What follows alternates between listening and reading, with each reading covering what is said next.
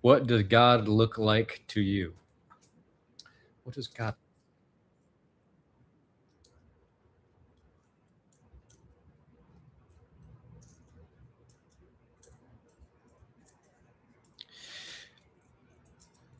I think of like, when I'm thinking about God, I actually think of Kali, Kali Ma. I feel like such a, when I closed my eyes just now, that's the only image that came into my head. And I was driving yesterday really stoned on the back of the scooter through Bangkok, and like, holy shit, dude. I feel like there's some moments where I feel like I'm gonna black out and I have to breathe through it because 'cause I'm like, "I can't black out on the back of this scooter, dude, I'm gonna fall off and just die."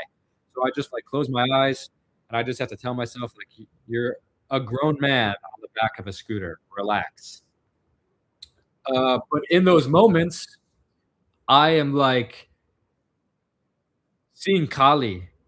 I'm seeing Kali Ma, and I'm like because Kali is, she's her face is kind of scary intentionally because that is the face of death, fear. When you are going to die, you're going to see the face of Kali, which is terrifying. Death is terrifying. It scares all of our illusions, all of our falseness. It gets terrified when confronted with Kala, time. This is what Kali means, it's time. The blackness beyond the light. And in these moments when I'm about to die, I'm, like, seeing Ma Kali so undeniably, and I'm just like, "Oh, here she is. She's always here."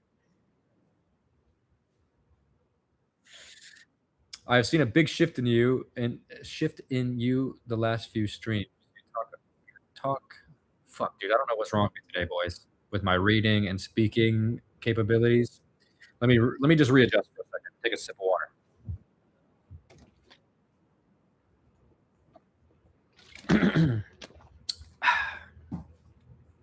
Okay. Is that Lyle or Isle? I? Thank you so much for your donation. Thank you so much for supporting me and giving me love. Now let me read your comment respectfully. I've seen a big shift in you the last few streams. Your talk on playing a character resonated. What character do you want to be right now? Thank you, bro. Thank you, bro. You know, this talk or this idea, this character idea is really inspired from what Bonnie told me. Oh, Paul. I Paulie Oberg. $50 donation. You're gonna I feel like I need to take my shirt off for you. I appreciate you so much, and I'll answer your question in just a sec.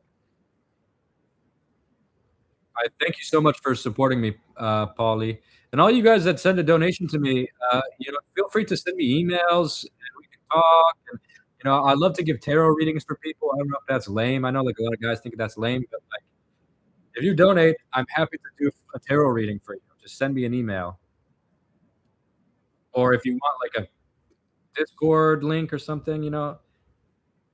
I drank beers at Bixby Canyon Bridge to sing Jack Big Sur. We're all in heaven now. Wait, Jack Big Sur, is that Jack Kerouac?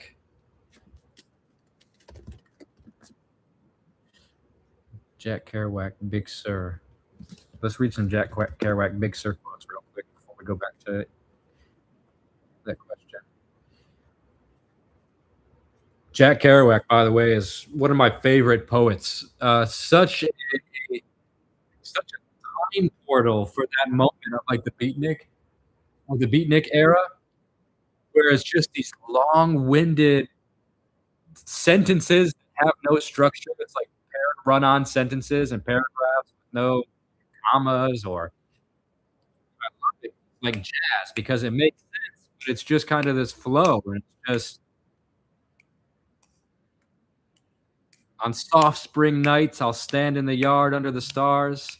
Something good will come out of all these things, and it will be golden and eternal, just like that. There's no need to say another word. I feel guilty for being a member of the human race, and I'll take you eternities. It'll take you eternities to get rid of me, she adds sadly, which makes me jealous. I want her to say, "I'll never get rid of her. I want to be chased till eternity, till I catch her. And when the fog's over and the stars and the moons come out at night, it'll be a beautiful sight." These are just random quotes from Big Sur Jack Kerouac.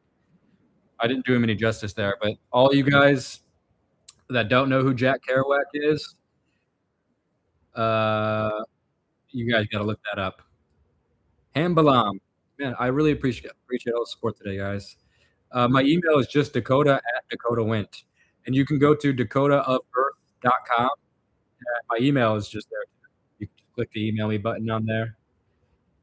Hambalam, Paul, I appreciate all of you guys. EM Reeler, I wanted to show you this video of Bhavani talking because this talk about characters and how you can be. Who is this character that is playing me? Who is the character that is playing you?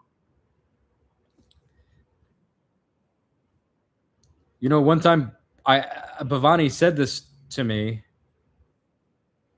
and it just like it's so deep, man. I don't know, like he just has this way of blowing my mind.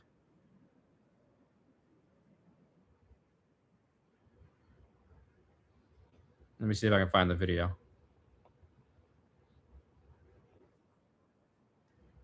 Actually, let's send him a message real quick. Har Har Mahadev, Babaji, thinking of you. I miss you. I love you. Jai Mata Di Om.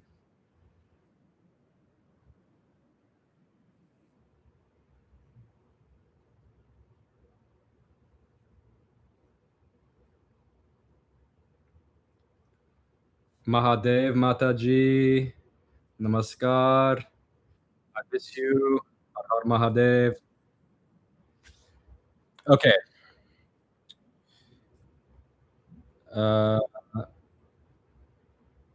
I'm gonna play this video for you guys.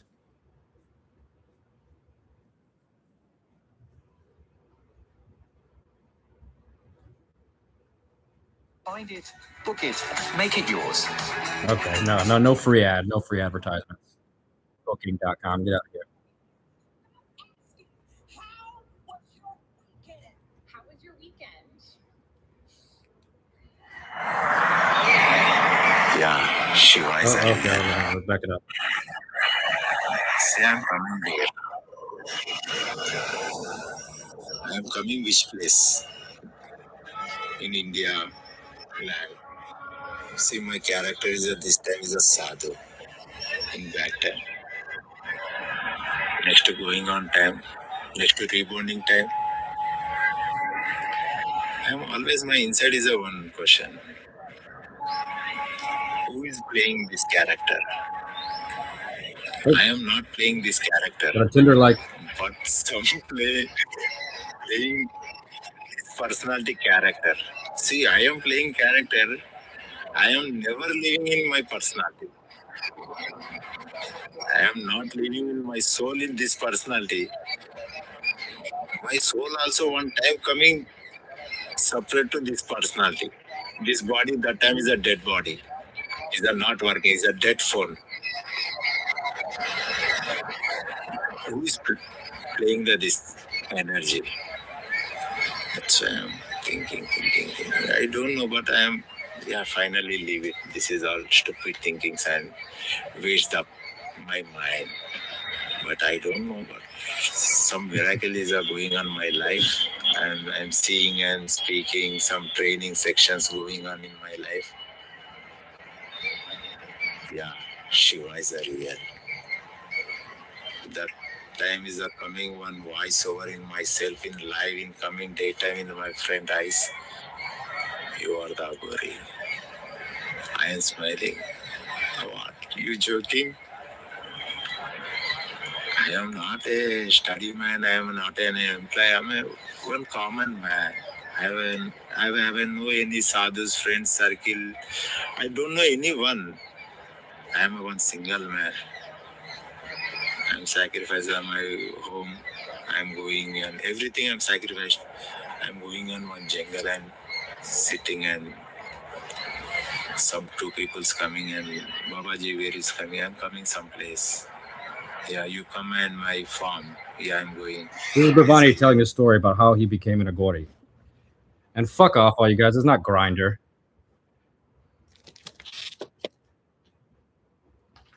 Don't make me use foul language after listening to a dedicated, saintly man share his heart with you.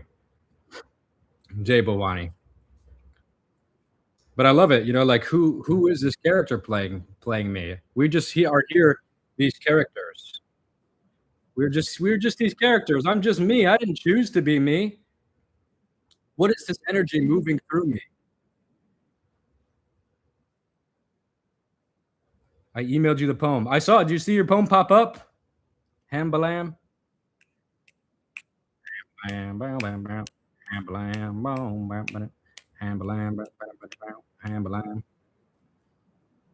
His words always hit me in the heart. Yeah, I don't understand how he does it. He's very charismatic.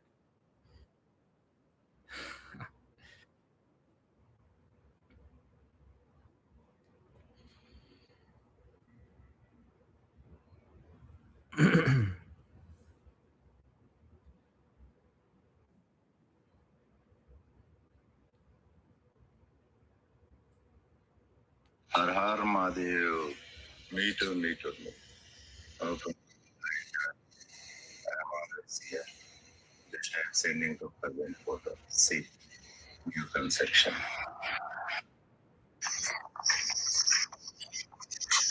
This is from Bhavani right now.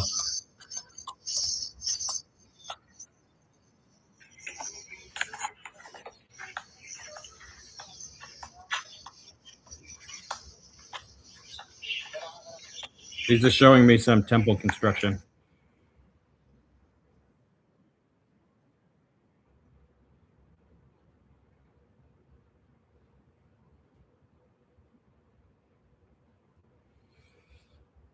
Wow, it looks good. So much development. I'll send him a message later.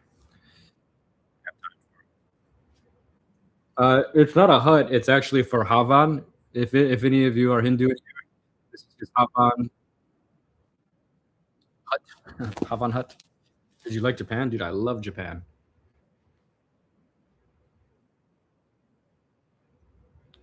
Your videos with him are my favorite. I have a lot of videos to upload still of him. Tell Mataji I love her. Jordan, just send her a message. Don't you have her WhatsApp? She would probably love to hear that directly from you.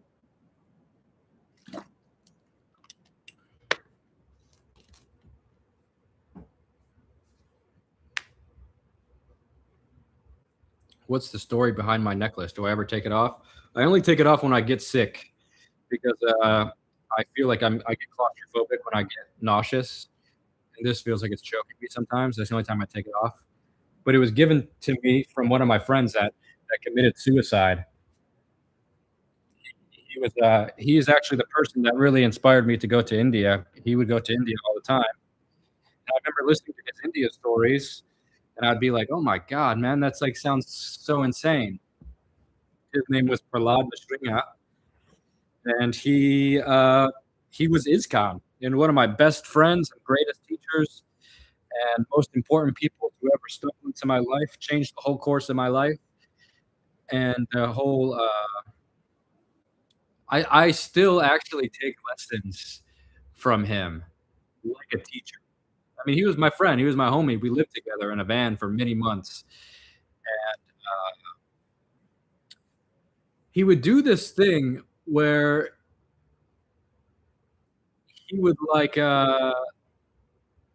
force you to talk. Like I remember one time I had a girlfriend at the time, and we were having some issues, you know, and it was just kind of like immature, and we were just fighting and refusing to talk, and it just kept building because we wouldn't talk about it, so it would just, you know, it was never getting resolved. And I remember he sat us down and was just like and made us talk about it in front of him. And he would do that with me also, where he would just have this radical communication where we would say how we felt. and we would do that all the time, actually, and I hated it. But now in retrospect, I love it so much because you should actually say how you feel, and you should not bite your tongue when it's important. If it's controlling your emotional state, don't bite your tongue. And that doesn't mean say something stupid out of, like, an emotional reaction, but it means, like, res work towards a resolve and process that energy. And, I loved it. I loved, that's something, that I remember being with him that I take with me today. And I don't do it all the time, I would like to do it more, but yeah.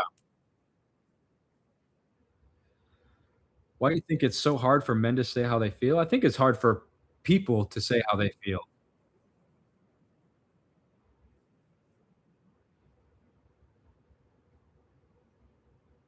We're human beings, we feel shame, we feel, uh, embarrassment, we feel, we change our minds sometimes. There's lots of reasons why people don't say how they feel. We're not taught to be strong.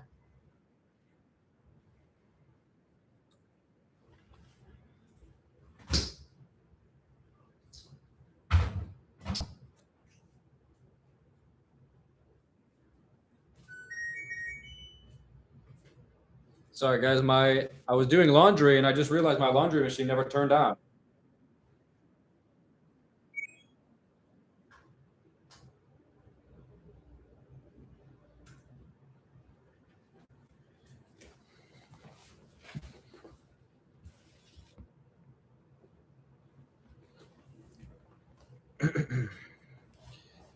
Are you North or South Dakota? Oh, good one. Good one. I went my whole life without hearing that. I don't I'm always shocked at how clever people can be.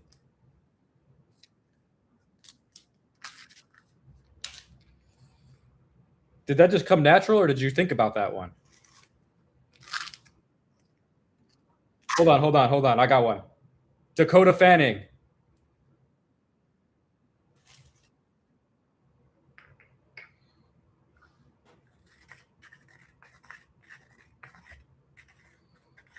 Your room sounds like Blade Runner? Fuck, does it?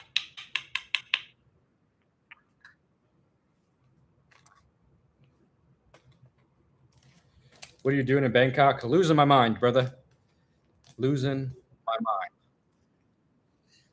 But you know what? I got this.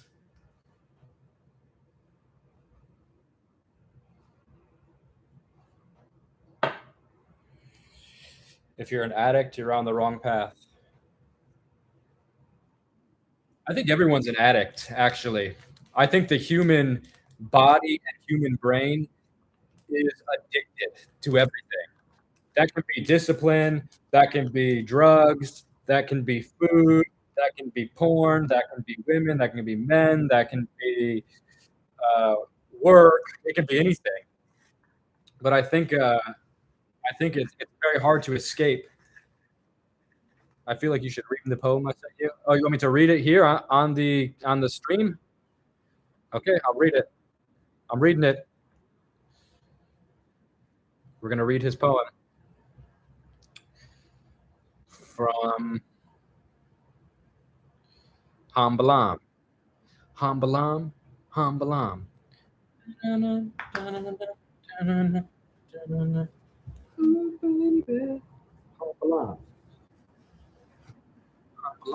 Hambalam. Okay. Should we place? Do we need some music to play along with it? No, it's okay. We'll just read it. I'm thinking too big. I was gonna set the stage with emotional music, but be in the world. Do not be of the world. To be fully is to be the world, not in nor of both and neither. To be is not to be.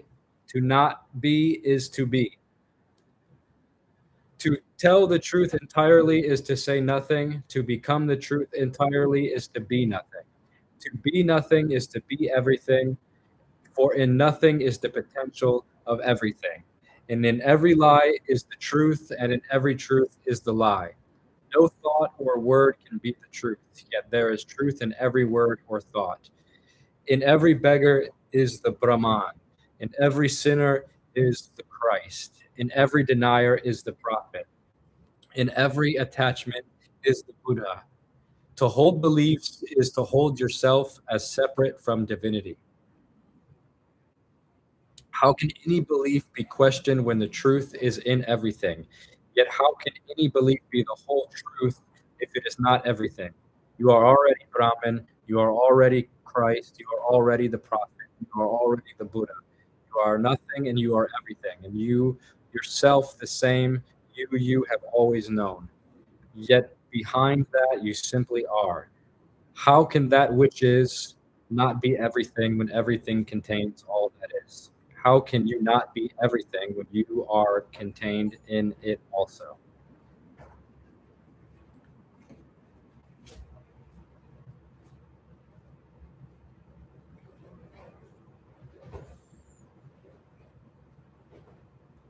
That's Hambalam's poem.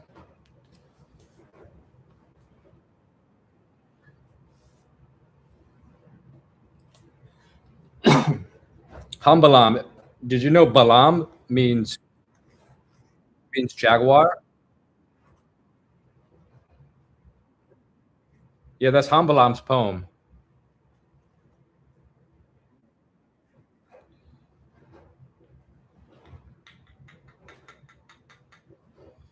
Balam means jaguar in Maya.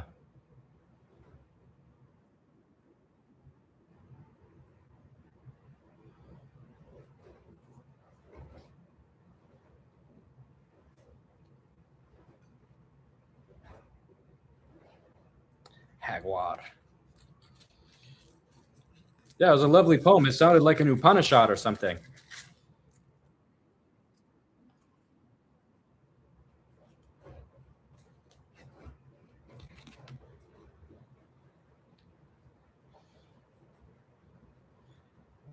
Bro, thank you so much for the donations. I really appreciate it. Oh yeah, mate. Oh yeah, I'm down from down under, mate. Thank you for the donations, man. I really appreciate it. You don't have to. You don't have to, but I love that you are.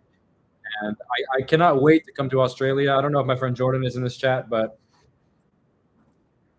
he lives in somewhere in that country, and I'm gonna come visit one day.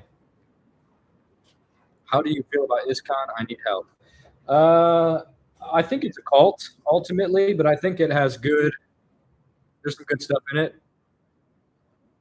I think I don't know. Do you need to be in an institution like just believe in God and I mean, I guess the satsang is nice and having people to connect with and stuff is nice, but like, I don't know. I'm not a part of any institution, and I seem to be getting on just all right.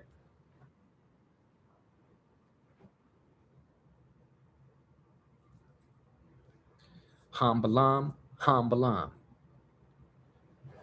That was a great poem. Yeah, it sounded like Upanishadic. That's what I felt like when I was reading it. Because some of it is kind of like a tongue twister in a way, and the Upanishads write like that. But then by the end, you're just like, that's kind of the point. It's like that. It's just flipping everything.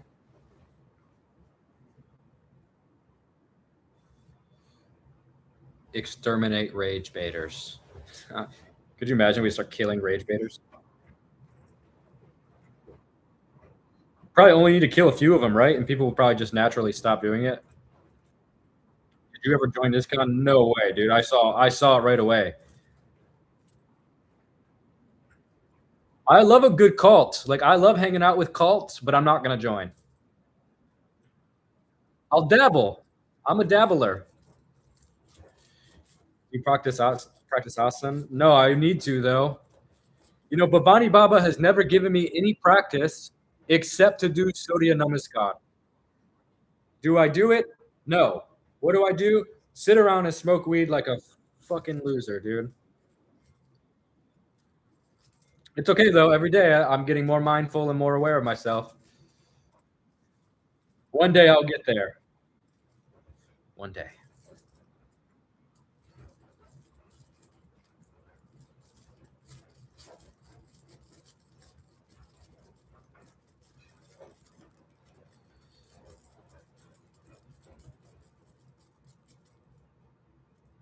Well, can you hear it? That's so funny.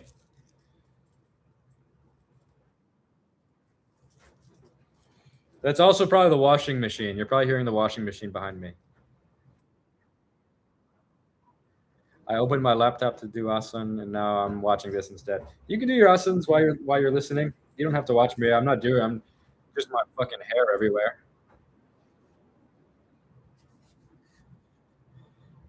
Do you believe we're in a cyclical situation spiritually? It definitely seems cyclical, doesn't it?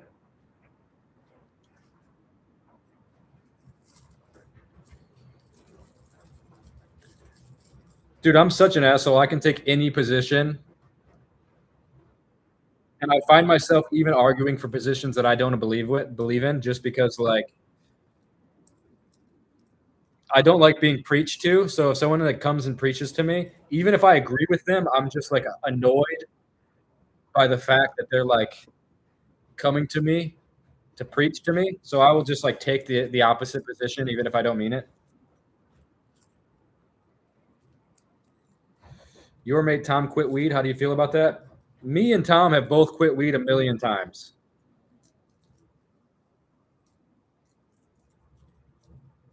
But it's good. I don't care. Why do I care what he does with his weed?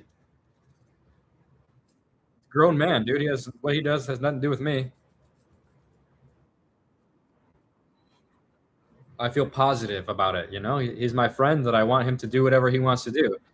If that's what he wants to do, I support it. If he wants to smoke weed, I support it.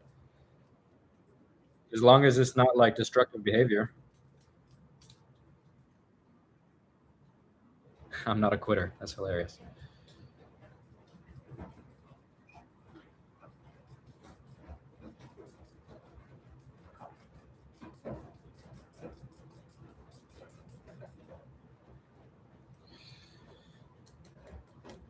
Tobacco makes me sick and giddy. Yeah, tobacco makes me sick too. When was your last psychedelic journey? My last psychedelic journey must have been 2 Octobers ago. Must have been 2 Octobers ago in Oaxaca, Mexico, under a full moon with a group of my friends and with the shaman. And it was very, very powerful for me. It actually, I actually, yeah, it changed a lot. I began understanding a lot from that trip, mostly about spirit contact and how sacrifices and offerings work. I had like the spirits show me the science of offerings. I don't want to get into it because it's just a big topic and I don't feel like talking about it. Jordan, my boy, we were just talking about you. I don't know if you were in here. That's my friend Jordan from Australia. That's Jordan. He was in the Mata. If you guys seen the video of Mataji, he is in that video talking about his experience with Mataji. We both met Mataji. We call her Mataji, which means like mother, just because she's kind of like our Indian mother. And thank you for the donation, Jordan. And thank you for inspiring me to live stream.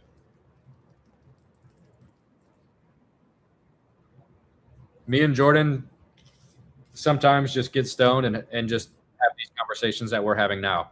We'll just debate God from every angle.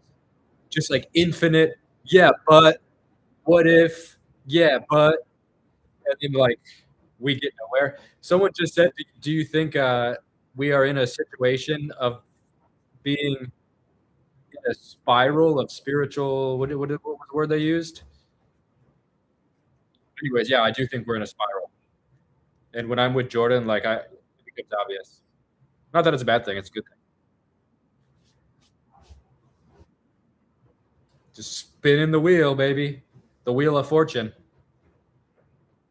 You should come to Perth, Australia. Cyclical, yeah, that was the word you used. Cyclical. I was gonna say cynical, but I was like, that's not what they asked. That's not what they said.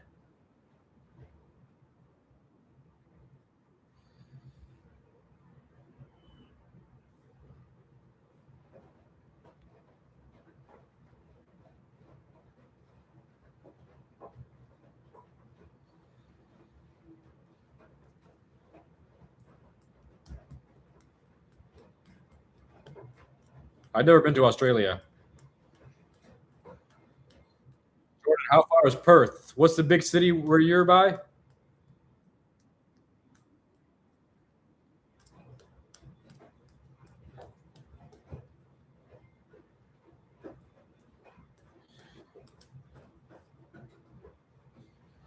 It was mushrooms that I took. I took it in Teotihuacan del Valle in front of the mountain Pikachu, which is hilarious because it sounds like Pikachu. But yeah, there's this mountain that I've done ceremonies in front of a few times. Me and my friends rent this big park, and we pay for the shamans to come into this park, and we hold ceremonies at night. We've done peyote there. We do mushrooms there. We do these Mexico retreats. Sometimes I hold these retreats in Mexico, and we go to like different villages and stuff, and then we end with a mushroom or peyote ceremony, and we do it in front of this sacred mountain in Teotitlan Valle in Oaxaca. It's just like this most incredible place in the world. Jordan was there actually, and yeah, that experience. I took like tiniest mushrooms, like so small. It wasn't even because I was, had to be with the people. So I was like, I'm not going to trip out too hard, just in case anyone needs help or the shaman needs help. And I ended up just entering into the spirit world instead. Perth is interesting though. It's the most geologically isolated city in the world, from what I understand. It's like a big country town. Interesting.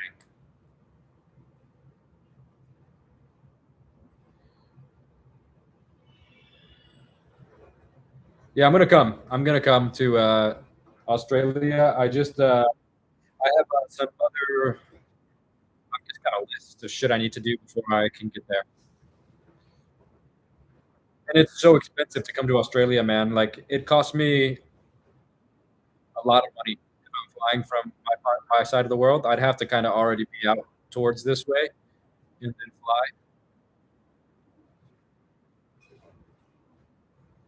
Are you a drug addict? Yes. I'm a functioning drug addict. I'm gonna have to take a break in about 2 minutes to do a line off my toilet seat.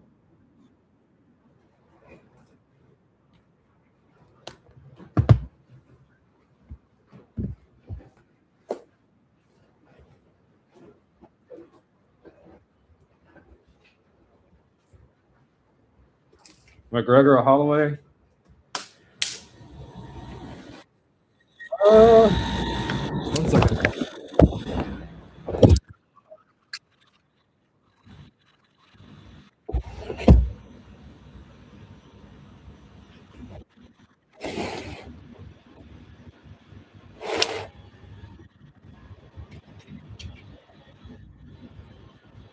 McGregor or Holloway? I think Max is gonna win, but because I think Max is gonna win, I kind of want Connor to win, just because it'll be the upset.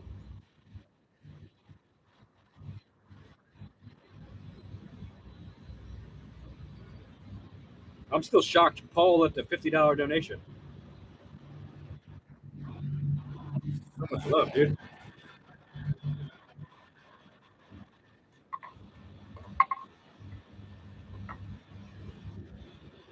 I'd love for Connor to win. Yeah, I'd love for Connor to win too. I think Max is just gonna spark up, but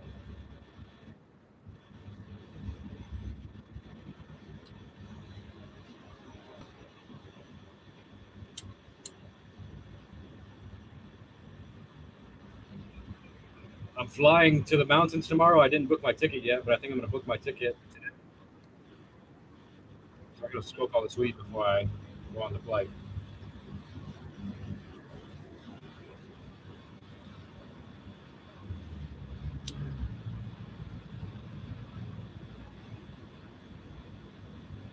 Weird little porch cage. Yeah, no, it is a weird little porch cage. Back to Pi? Yeah, I'm going back to Pi, dude. Fuck it. I'm gonna go hang out with Jamie for 2 weeks, and then yeah, and I'm gonna go to Alora Caves. Yeah, we'll see. We'll see how it all folds out.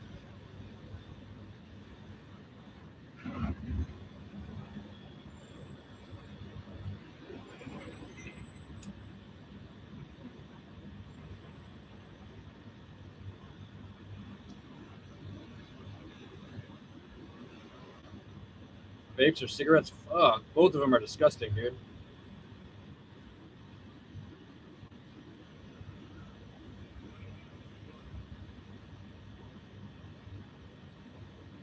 Why are you in Bangkok for so long just smoking weed? That's not all I'm doing. I'm also in Bangkok, you know, like going and seeing Bangkok. I just I just went to that crazy temple. Then you see that temple? It got 2 million views on Facebook. It's a big deal. My adventures here in Bangkok are big deals on Facebook. So I'm not only smoking weed, but I am also smoking weed. What do your neighbors think of you? Like the people here? I only saw them one time.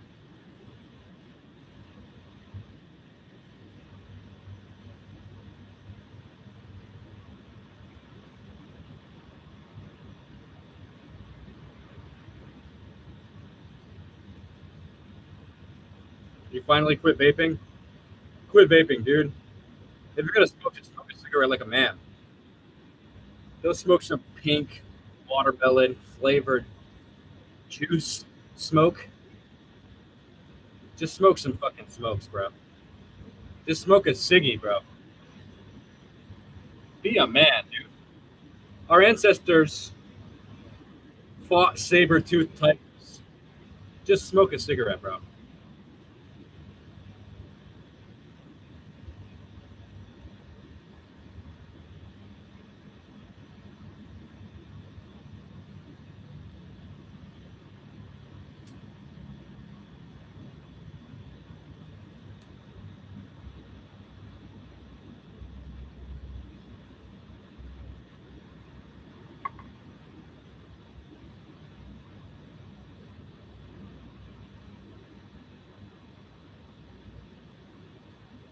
Why is your hotel across from Nana Plaza?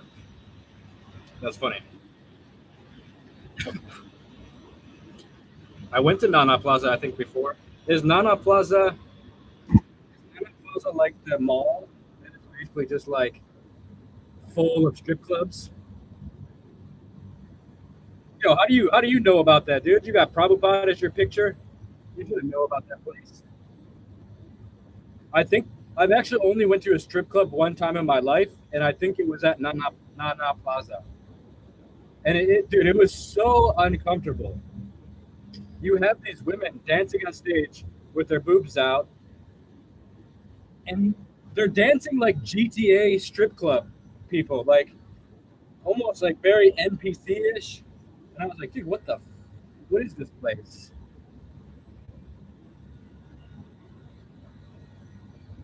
There's no emotion. I've been to a ping pong show also, which is something else, man. You want to see hell on earth? Come to Bangkok and go to a ping pong show. It's not hell in the sense it's like full of torture and burning flesh and brimstone, but it's hell in the sense of just like full on demon circus. It's like you entered a world full of clowns, you know, like a jester world. I don't know. I can't explain it. It's like a DMT trip. When I walked into to this ping pong show, which I think I paid $20 for, by the way. They have a whole list of things, of talents that these women uh, have developed with their vagina. For example, pussy smokes cigarettes, and you pay for this whole show. They just go down the list. You watch a woman smoke a cigarette with her vagina. Uh, Pussy writes letter. Use your imagination. What else was it? Pussy shoots dart at balloon. Pussy shoots dart at balloon. Yeah, pussy ping pong show. And I can't believe that this woman. Okay, look, they pass out ping pong paddles.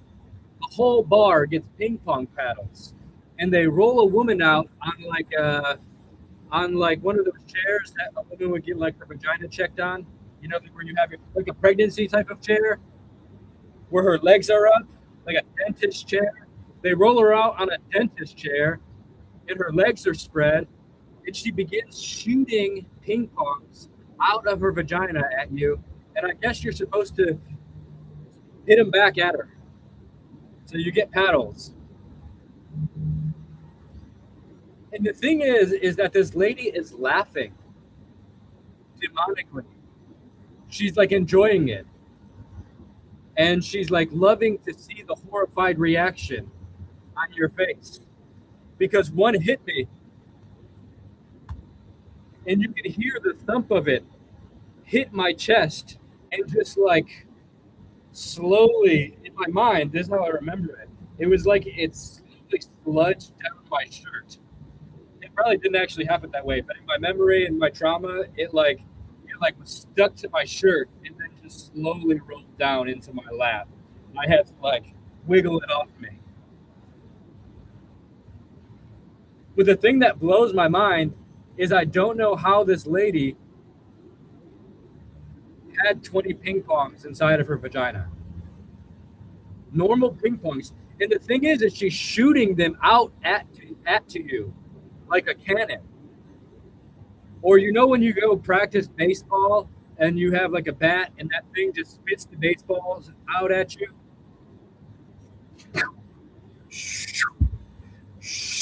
While you're practicing your batting, she was doing that with her vagina.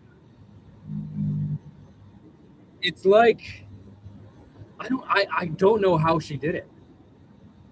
I really have no idea how she did it. Because like how I mean I don't have a vagina, but like you have that type of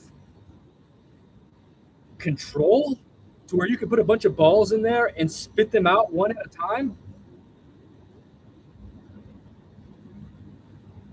Why did you even go to a ping pong show? It's a good question, you know? It's a good question, homie. Good question. Anyways, yeah, it's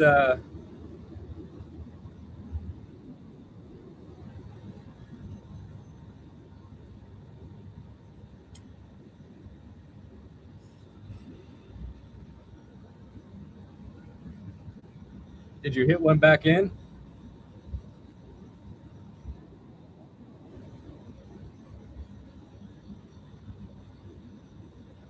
No, but it would be funny. But I did watch her shoot a dart,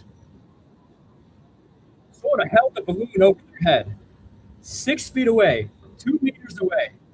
And I was like, okay, I'm not trusting a lady that's shooting darts out of her vagina because the darts are real darts. Like they show you, you know, it's like a metal dart. If she missed, it would go into your skin. And my God, that has had to have happened one time, right? But anyways, she was able to hit the balloon. My God.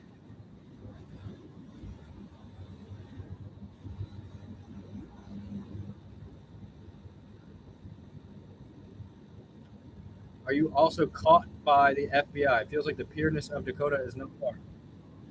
Listen, bro, you know nothing about me. I'm as pure as it gets. That's why you're hearing this, because I am so pure and vulnerable. and exposed naked in front of you. Your own dirtiness is stopping you from seeing how pure I actually am.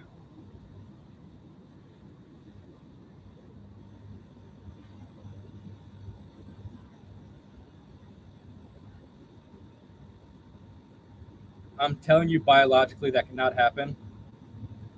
What? The ping pong show? I'm telling you, I witnessed it. It happened. This is real. Unless they have a little machine hidden inside of it, which maybe, hey, maybe they put a little machine in there. I'm not like saying it's not possible. But my God, they also did a magic trick. You know the magic trick where the guy infinitely pulls out the colored little handkerchiefs and it just keeps coming out? They did that with their vaginas. I was shocked the whole time. Truly. No, it's not hot. It's not hot, dude. It's traumatizing. There was some Indian guys next to me, and I overheard them. One Indian looked at the other Indian friend and said, "This is disgusting." And then they got up and walked out. Do you know how bad things need to be for two Indian men to verbally say this is disgusting and get out and then walk away?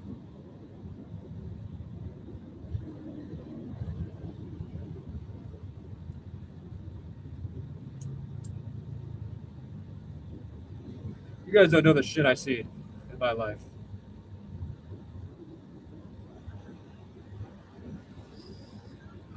I've been to war, boys. I've been to war.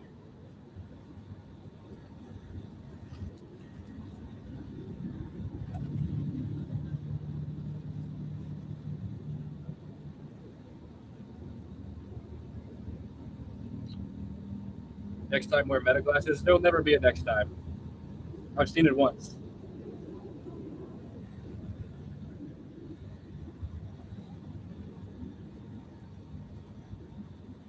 The Be Here Now people have to calm me down sometimes. I'm pretty much having to re-edit every podcast I do with them because I'm too intense.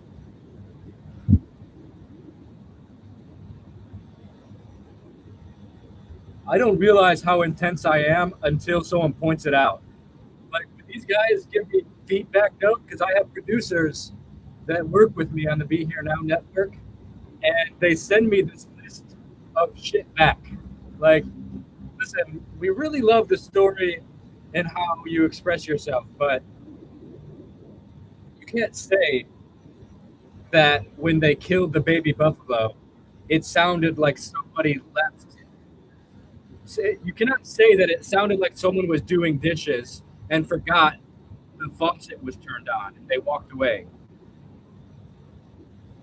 Oh, yeah, I guess you're right. It's probably not best to be so descriptive when you're talking about a baby buffalo sacrifice.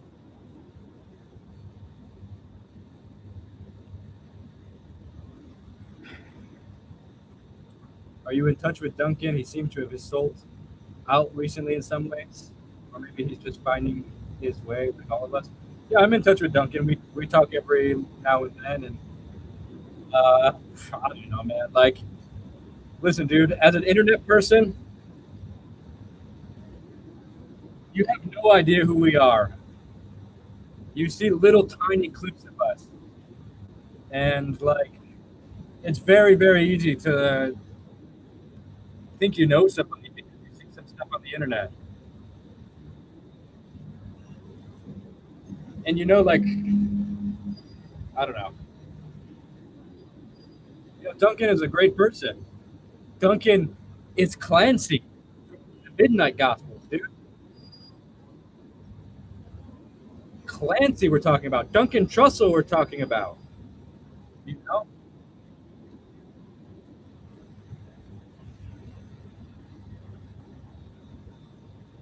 Let's just love people.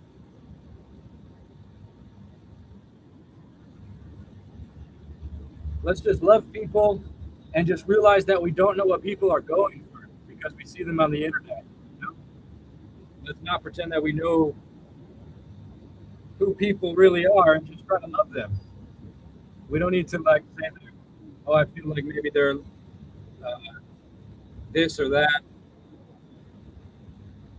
Let's just appreciate all the expression of humanity, especially someone like Duncan, man. I don't ever want to, unless Duncan is like sacrificing babies and drinking their blood on camera. I just honor all the amazing things that he has offered to us.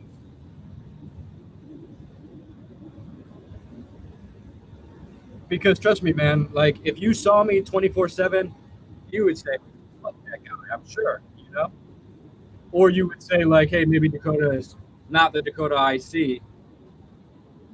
In the 20-minute YouTube video I watched of him going and exploring Buddhism, you know, everyone has their dark moments. Everyone has their moments where they explore. They're just going through something weird, you know.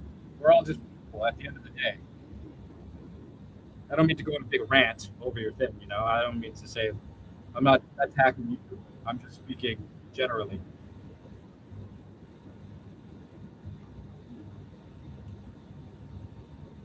It's just, you know, we're just people navigating life. And like it's very weird to be a person that decides to share that because then people feel like they know you.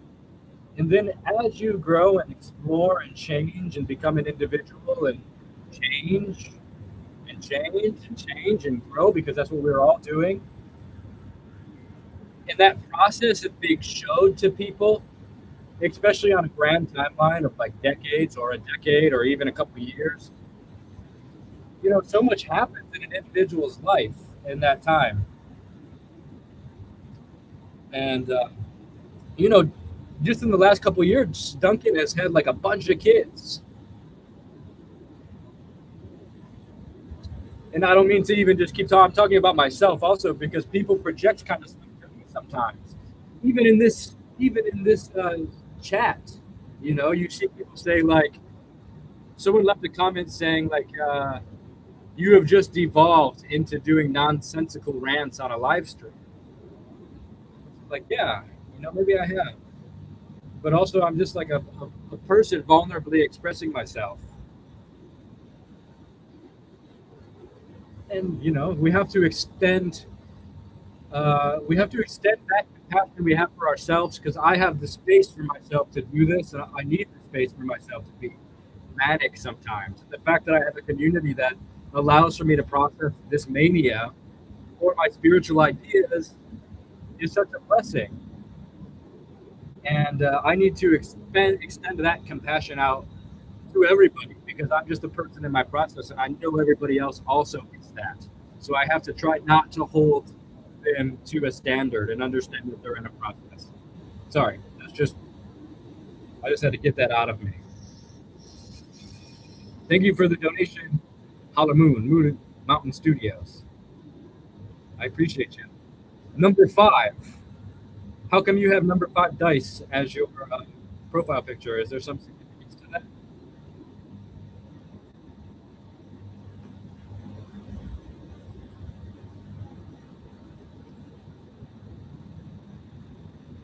I also said that from a place of concern. Yeah, I didn't even mean to like your. It was just your comment sent me on a little rant.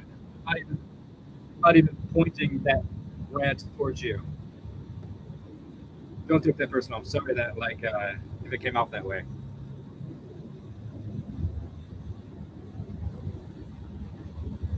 Don't let chat pull you down. It's not that I get pulled down. And Hope, good to see you by the way. It's just no, I'm just expressing myself. I'm not down. I don't let it get me down. Look at I have so many nice comments in here. But I'm just I'm just speaking up. Just speaking. The audio's a little funny, yes, because it's loud outside, and you know, we're on the balcony of doom. I've been calling this the balcony of doom.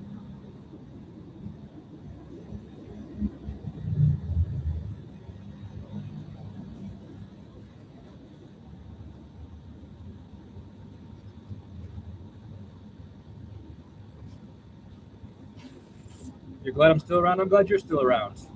Here we are, going together. It's 11:30 in the morning. Why don't you walk around and live stream with Meta glasses? Can you live stream with Meta glasses? I didn't know you could do that.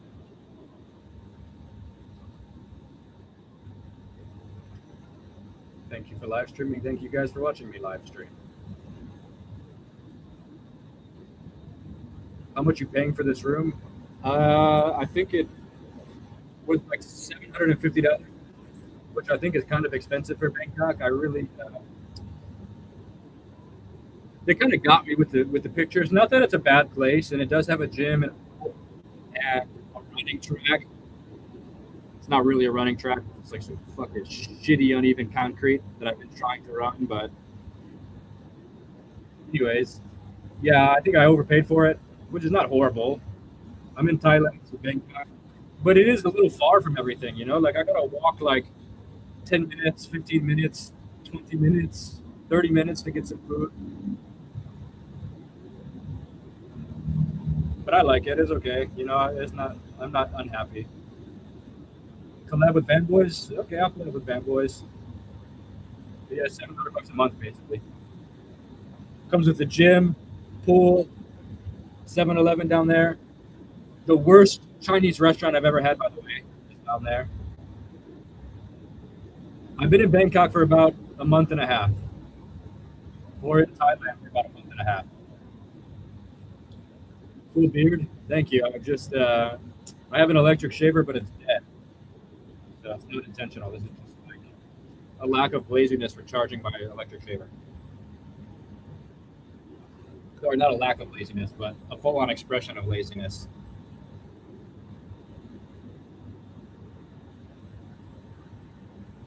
Yeah, I'm gonna come to Appalachia, hopefully next year. I've got big plans to do some American stuff, and yeah, Appalachia is big on my list. See, Alex Gray. I've never met Alex Gray, but I did just talk to him recently. I never had food poisoning in Thailand. No, the food in Thailand is really good. It's crazy to see how far you've come. I've been watching you for 10 years, and I met you at Warped Tour. I love that you're still out there living. Thank you. I also love that I'm out here living. God has put me on a big, strange journey.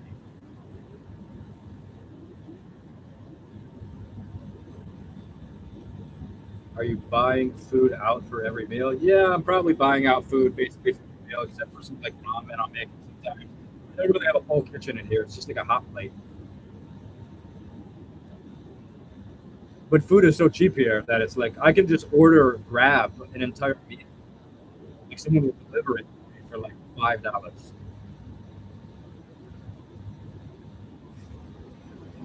Should set up a garden on my balcony. It's not my balcony, otherwise I would if I owned the place.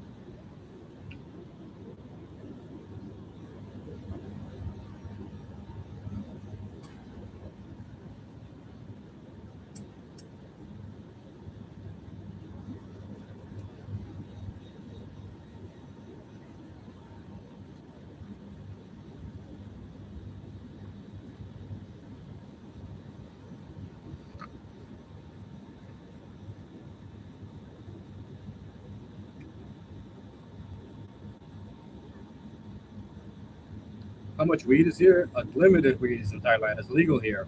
And it's like, what are the new businesses? What happened to the place you bought in Turkey? It's still there. We got all of our we've got all of our documents from the government because it's a historical house, so we need to have an architect come in and make an official blueprint which honors the original structure. So we have to build it in the traditional way, and we just had the architect do that and submitted everything, and everything's accepted by the government. So now it's just a slow process of building it and rebuilding.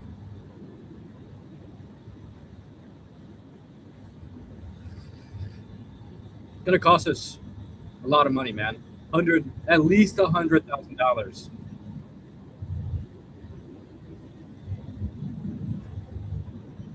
how is Joe Rogan so unaware of himself and gets caught in these weird ego loops? You know, bro, like I say this respectfully, but it is an ego loop to be caught in what Joe Rogan is aware or unaware of. Like, bro, you are alive right now. I'm sure you have beautiful people in your life. I'm sure you're talented and have hobbies. Who gives a fuck what Joe Rogan is aware of or unaware of? And I say that because I love you. I don't mean that in an offensive way.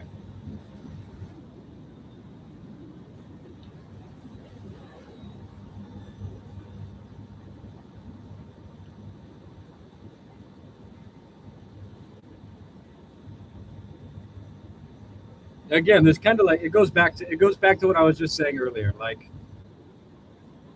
just honor what people have offered to the world, and let's not try to pick at them when they do something that we don't agree with. Because people do it to me too, and it's like I'm just a guy, okay? Like I know that like there's this separation because I'm on the internet. You know, sometimes I get a lot of views on some things, and like it creates this like middle man persona where people kind of see me as like an internet character instead of like a human.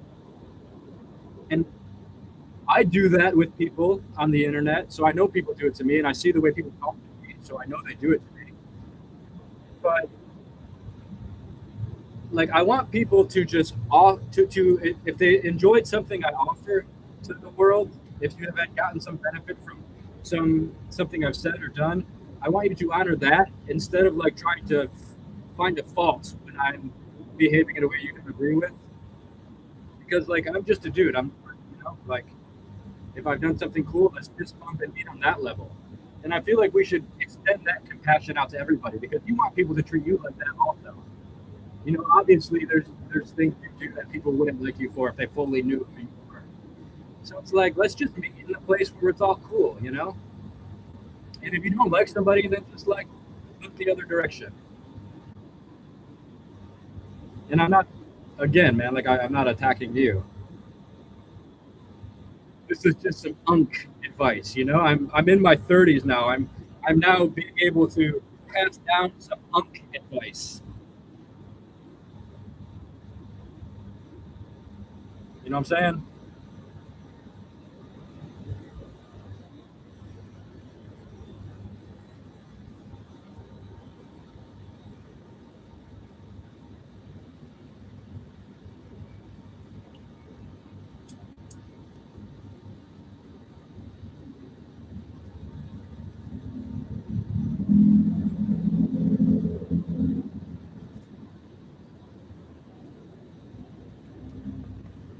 I'm still a young buck.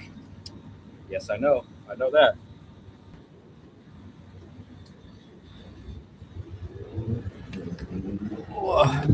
You're right. This really is like a cage. No, I'm stuck.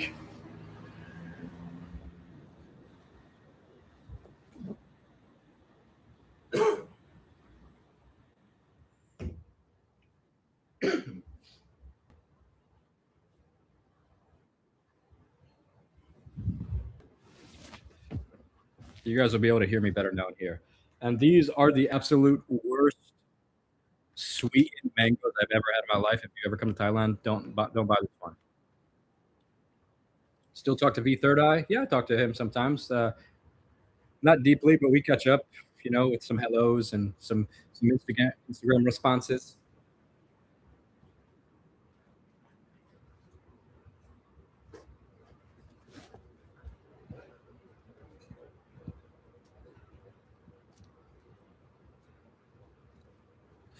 Have you ever had contact with passed on loved ones? That's a good question. You know, I can't say if it was real or not, but I can tell you an experience that I had. Um, well, I was in the Amazon jungle and I was drinking a potion called ayahuasca. And it was being administered to me through a traditional curandera or a healer, a shaman. Um, Mariah? They have some local name that they call it. I can't think of it at the moment what it's called, but she's a Shipibo healer named Justina. And Justina gave me this potion, this witchy brew from some plants in the jungle, and I drank it. And this was my grandma had just died, and it must be on my mind because I still think about her. My grandma was like a true saint, actually. I really think my grandma was like I don't know, like Ram Dass used to talk about the guru in drag, like that every moment is actually like the guru coming to you in drag and performance and costume, and just trying to come to you with the message of where you at. So when something comes to you in the moment, how do you react to it? The guru is teaching you at each moment. But I feel like my relationship with my grandma was almost something deeper than that. It was like a real, like, Buddha from a different life, keeping their promise and like coming back into the next life with me, and offering me a foundation. Like my grandma, she offered me a foundation for humor, for compassion, because my grandma was like this homeless shelter. There was so many of us that we just would live with my grandma. My cousins would have their friends living at her house. I lived there. My cousins had girlfriends living there. We would just be like this shelter of people. Sometimes my cousins from West Virginia, or like, I don't know, my grandma would just take these people in, and she would just sit at the table and smoke cigarettes and drink coffee and talk to whoever would sit across at the table from her. And this is how I remember her always, just sitting there, smoking a cigarette, laughing, and drinking coffee, and trying to feed people. She wasn't a very good cook, I felt, but she would always feed people. Anyways, so like she was a saint in the way that she was so compassionate to people and just always accepted anybody, no matter how faulty or crazy they were. I mean, I have like 9 cousins or something. There was a bunch of boys. We're all boys, and we all lived together. And it was just hell for her, I could imagine.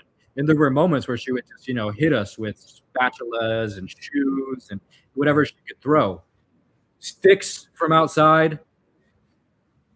So she also taught me respect, and all my cousins respect. Like we all forever make sure she was taken care of, and I still went to visit her after we were adults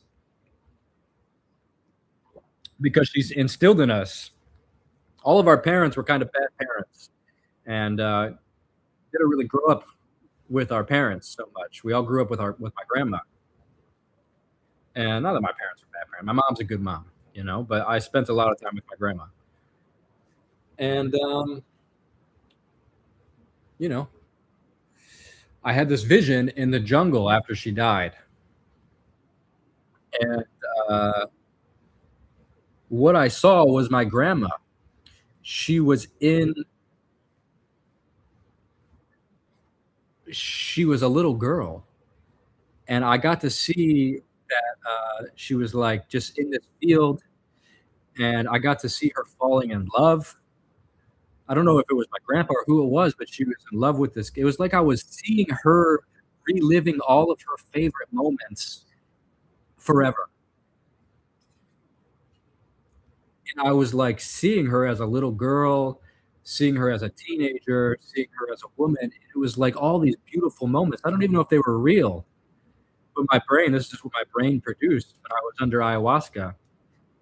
And well, I think about that, like I think, okay, if that was real, then she's eternally reliving her favorite moments on replay. And when my grandma was dying, I talked to her very openly about dying as she was dying. And I was like, Grandma, is there anything in your life that you know, what are the moments that were most life changing for you? And my grandma would always tell me these stories about how she saw dead people. she saw my dad's friend, I think he OD'd or something, and she saw him walk into the front door and, just say hello to and that something's going on and he's gotta go. She had another story about someone else in our life that had died and how they were laying on the couch and they looked over at her and acknowledged her. She always told me these types of stories of her having spirit contact, and I was like, "Okay, yeah, yeah." My grandma loved horror movies, we used to watch scary movies together and stuff. But when she was dying, I asked her, what is the moments that were, like, the craziest for you in your life?" And she said, "The craziest thing was that all those spirits kept coming to me." And I was like, "Wow, this is what you're choosing to tell me?" I always thought that those were just, like, stories of you kind of, you know, I don't know, just being like a grandma telling me crazy stories. But it was so interesting that she chose to tell me that as she was on her deathbed. And I asked her, "Are you scared to die? Are you, like, afraid?" And she said, "Yeah, I'm afraid." And I could see the fear in her eyes. And I said, "What do you hope happens when you die?" And she said, "I hope that I get to see my mom and my grandma again." And then she laughed and she looked at me and said, "Maybe next time you will be my grandma." So this is what I'm saying, man. It's, like, very suspicious. My grandma was like this Buddha. She was like a Buddha. I remember one time I was in Mexico and I called my grandma and I was like, "Hey, grandma, I'm at this cave in Mexico where they sacrifice animals to the devil, and I'm about to walk in. They say if you ask a question, if you make it through the cave and you ask a question, that it'll come true. Uh, what should I ask the devil if he comes to me?" And my grandma, she goes, "Ask him if he has any questions."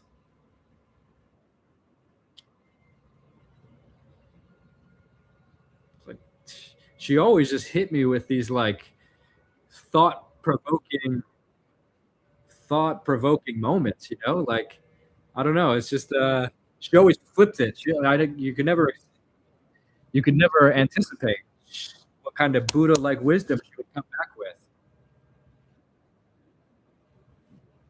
So anyways, I saw my grandma on ayahuasca after she died, to answer your question. Grandma was bodhisattva, yeah, for sure she was. I don't even doubt it anymore. That was like my first, that was my first obvious one.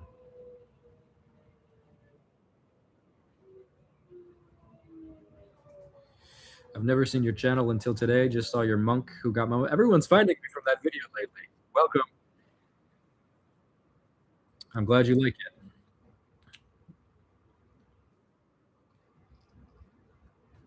That was a very interesting journey to go, to try to find these monks who mummified themselves in Japan.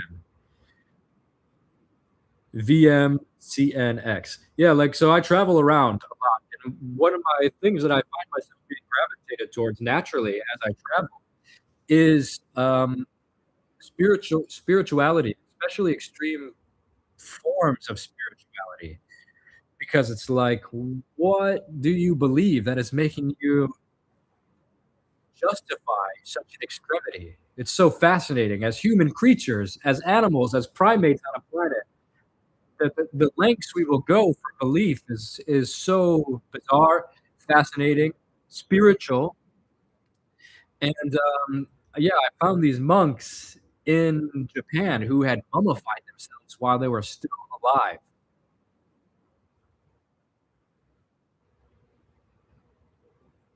Pretty crazy. Like, how do you justify such a behavior? So I went there to try to figure it out, and it was just a big crazy journey. You can watch the video on YouTube. I don't wanna go through the whole story because it's a long one, but it's, again, just another one that just it's so suspicious when you have the courage to just be curious about life in the sense that you're going out there and you're lifting stones and you're walking paths that you don't know where it leads. I've committed myself to this. I've committed myself to making sure that my time here on this planet is poetic, that I don't misinterpret this reality as being something boring, that actually I am proclaiming here in front of you all that this is magic.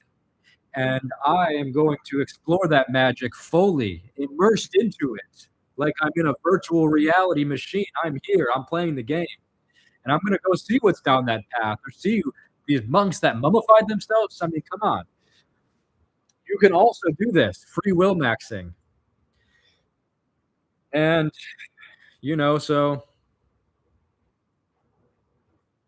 I did that in Japan, and that's where it led me to seeing these monks that mummified themselves. This monk, Tetsu Monkai, who ripped out his own eyeball as an act of compassion for a village that was experiencing eye disease. Humans, man. Are you paying attention, humans?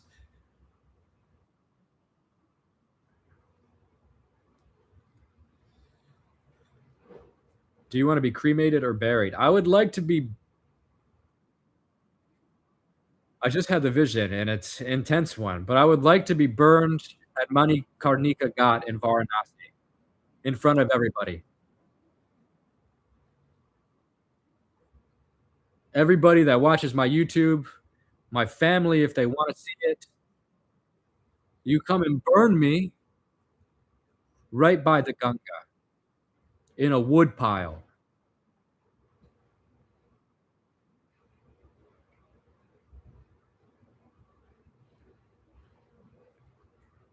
I'm seeing it in my head. It's a brutal image to see myself burning.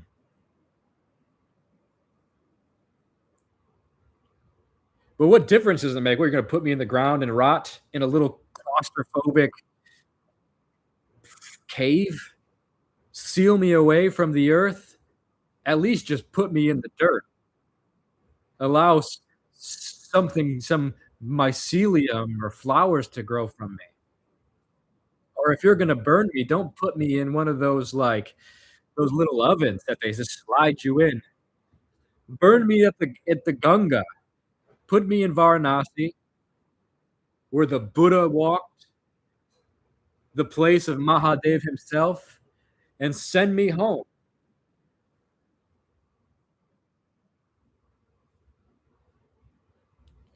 So no more reincarnation. Whatever God chooses. God chose me here in this life to be this character that I am currently. And hey, I trust his design because I'm having a good time. If he can just keep maintaining this level, I'll be happy.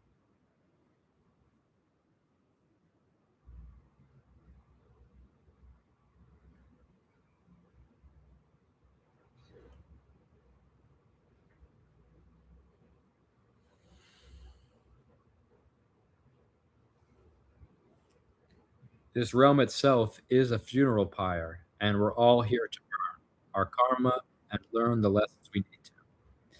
It's true. One time, Bhavani Baba told me that you need to turn your mind into the cremation ground. That the real sadhana is not going to meditate in the cremation ground on impermanence. Yeah, that's the first step. You go in there so you can destabilize yourself a little bit. You can see impermanence directly. Watch a body burn. And I told my mom this also. Send me to Varanasi. I told her. And if I die, you hear me now. Burn me in Varanasi and allow all my subscribers, all my friends, everybody to come out to India and watch me be burned. See the face of impermanence. One time I watched a body burn in front of me in Manikarnika Ghat, and I watched the arm curl inward as the heat and fire began disintegrating the person. And as it happens, it begins pouring blood, dripping, and then it's just pouring blood. The blood all pours out. Come watch this happen to me. See the face of God. See the face of impermanence. And I pray I live a long life, but hey, anything can happen. But Bhavani Baba once told me, like, the real practice is to turn that to carry that with you every second. Going and seeing that is only for the first destabilization, so that you can accept impermanence fully, directly as an experience. Okay, I am going to die. This is my fate. I am on a conveyor belt to Kashi as I speak to you now. And all of us are.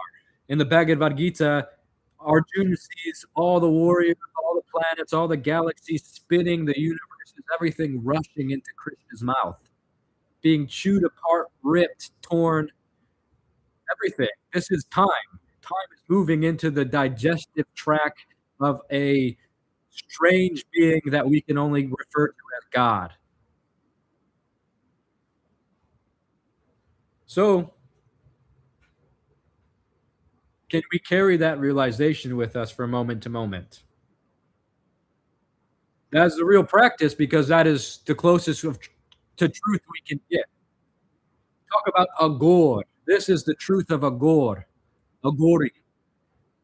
No amount of human ash or wearing skulls or looking spooky or sitting in a cremation ground is the answer. You could wear a suit, be in a house, be in Thailand, be in Australia, and wherever you are, and turn your mind into the cremation ground to burn your thoughts and recognize that the hypnosis of your mind is an illusion.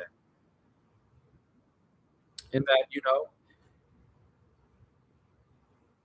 see what you learn from that space. Let everything burn. Let your thoughts burn. And then examine the ash. Who are you in the ash? Because that's where you're headed.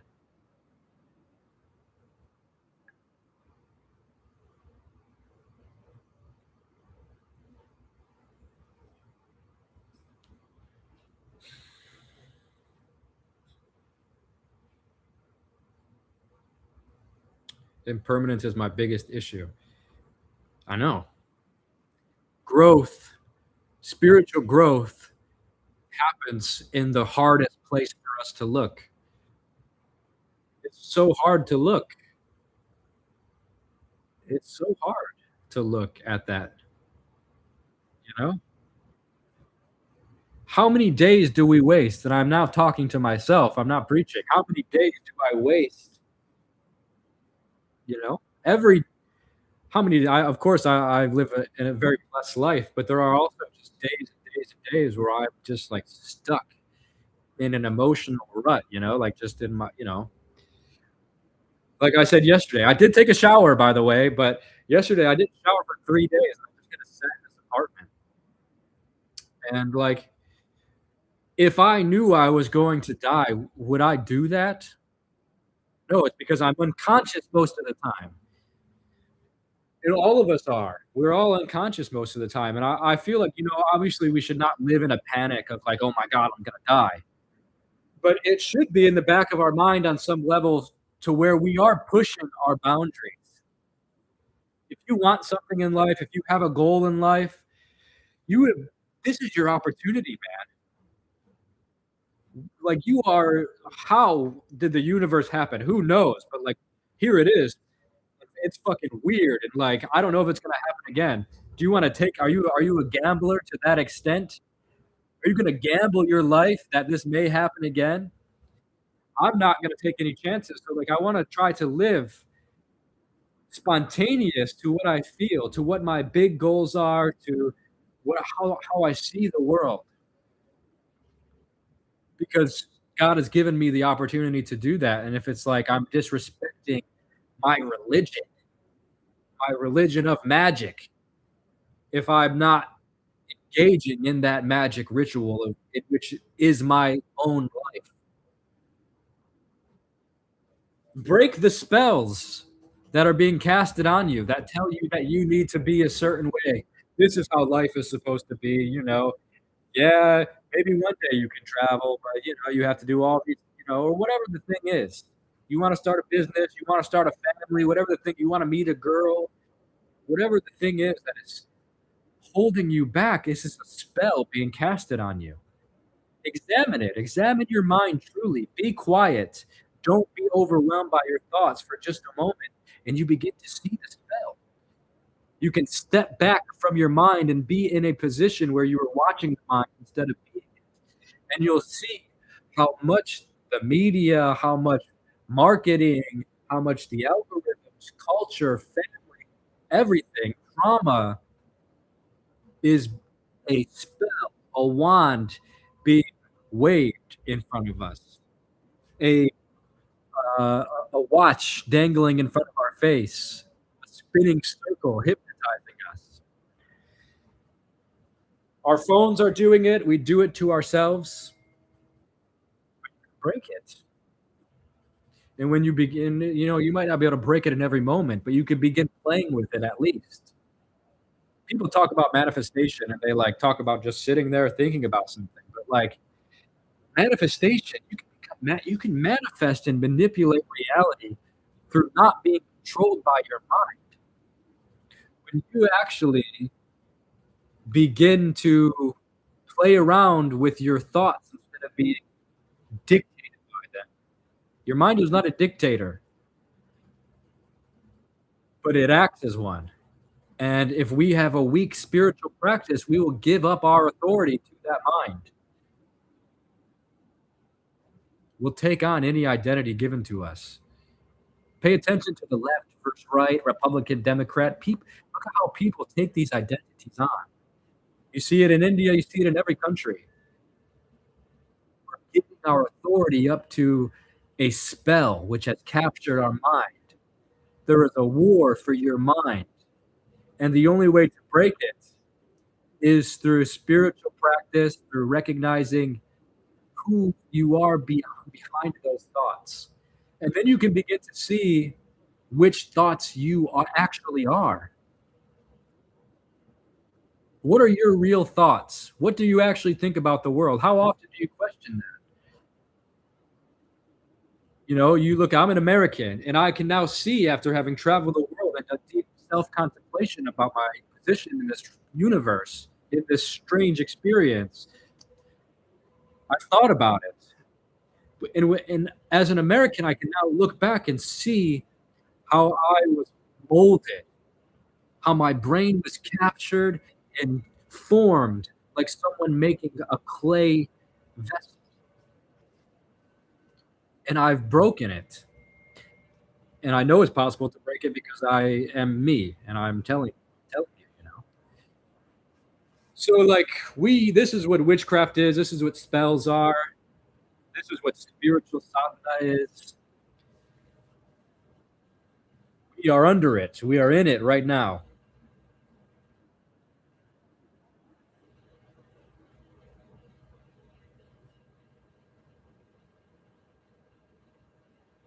Govern, to control, meant the mind.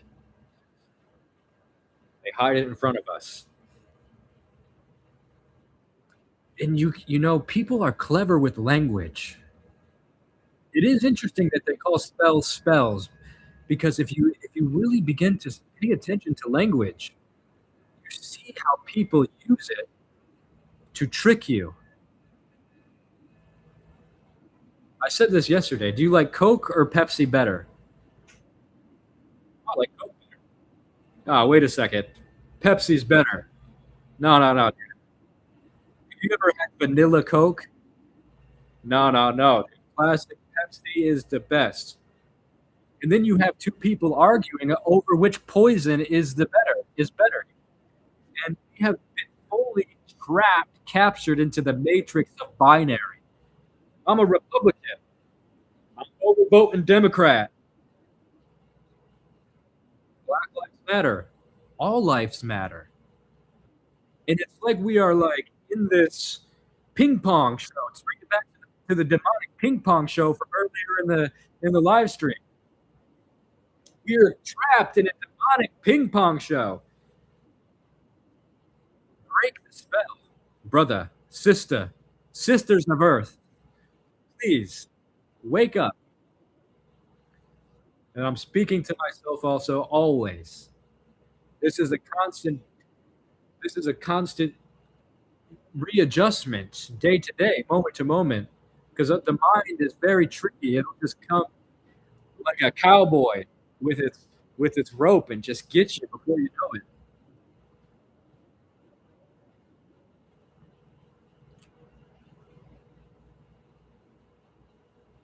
I was possessed by a demon. True story. I'm possessed by illusion every second of my life. Call it a demon, call it illusion, call it culture, call it the government propaganda, MK Ultra. But my God, I can see how captured I am by it when I pay attention to my mind. We all are captured by demons. We are all being manipulated into specific behaviors that are degenerate. And they are degenerate because when you are degenerate, it is the most low potential state. It is the most predictable pattern for a human being to get caught in. Allow me to elaborate. Do you ever question why people that sell trucks, people that sell soda, people that sell eyeglasses always have women with big boobs on a commercial selling it to you? Some sex appeal, some hot guy with his hair blowing in the wind. What does sex appeal have to do with a truck? I'm just trying to get my glasses adjusted. Because when your lust is being manipulated, when they are tapping into this primal part of yourself, you can be persuaded.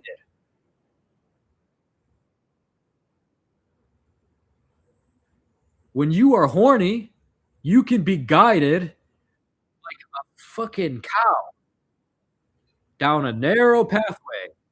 Get everyone lusty, get everyone convinced somehow that selling their body is liberating. Oh, this is women empowerment. You are being treated like cattle, and we are all just marching in line.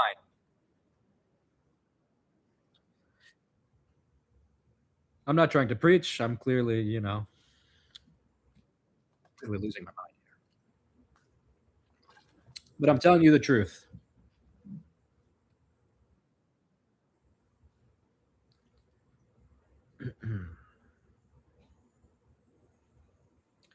In men, what does it mean to be a man? What does it mean to be a man? I'm asking myself this now. Every person will have to ask what it means to be who they are. But as a human creature, there is some biological necessity to mature into kind of leadership and into a role of really understanding how to interact with the world. And if you pay attention, this is a sign. These qualities are being extracted from us. What do we think about when we think of like what is a good man? You think of a father, a good father. You think of maybe a priest, a holy person. You think of a leader. You think of someone that is going to help you. These are like the qualities of men, like people that are going to defend you because it's the right thing to do. And if you examine our culture, it is not wanting that behavior to be invoked with inside of us. They do not want leadership qualities. They do not want fathers. They do not want defenders. They do not want holy men. And I don't want to speak for women, but I imagine it's the same. I imagine it's the same because I grew up around women. I see that there's no tradition of motherhood. I see that the sisterhood is just as shallow as the brotherhood. there's like some weird competitive, uh, superficial thing that is thrown onto us. And it all goes back to it's because it manipulate it be it's molding, it's character shaping, it's society shaping because it is teaching us how to be good little prisoners to the world. They're hypnotizing us into a worldview. They don't want brotherhood. They don't want men loving. They want men to be afraid to express themselves. They want men to fuck off and go work. They don't want men to realize their power. So, you have to start asking, like, why is this happening? You know, what is the force behind all of this? Where did it all go wrong? Yeah, who is they? Exactly. What is this thing happening? Because was it always like this? Is the idea of a man just something idealistic? Or did our ancestors actually, you know, have to fulfill certain roles that led us to the comfortabilities in which we can ponder these questions to begin with? Like I said earlier, our ancestors fought saber-toothed tigers, and we get anxiety from the internet. No, but we have allowed such we have allowed the worst of men to lead us. We've been tricked big time, and they are repetitively trying to make sure that we don't wake up. We are under attack. You are correct. We are under attack. Yep.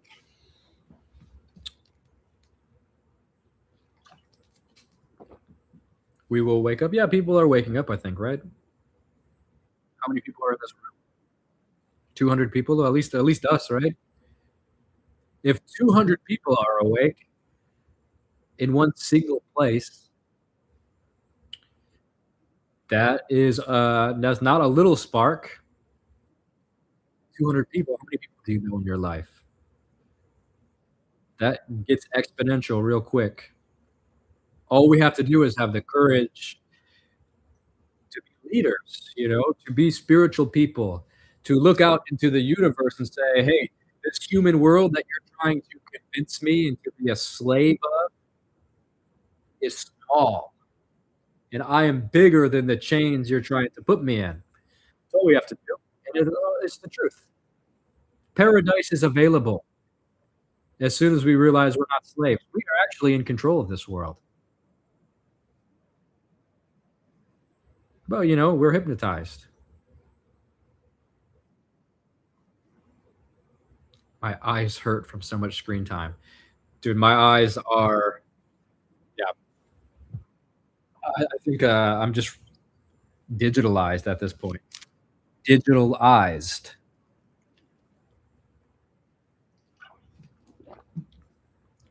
Waking up means consciously aware in the moment enough to see what's actually happening around you.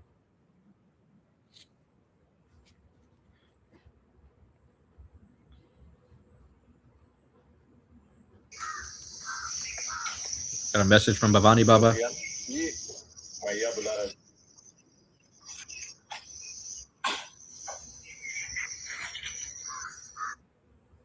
Wow, yeah, it looks so good. Look at this.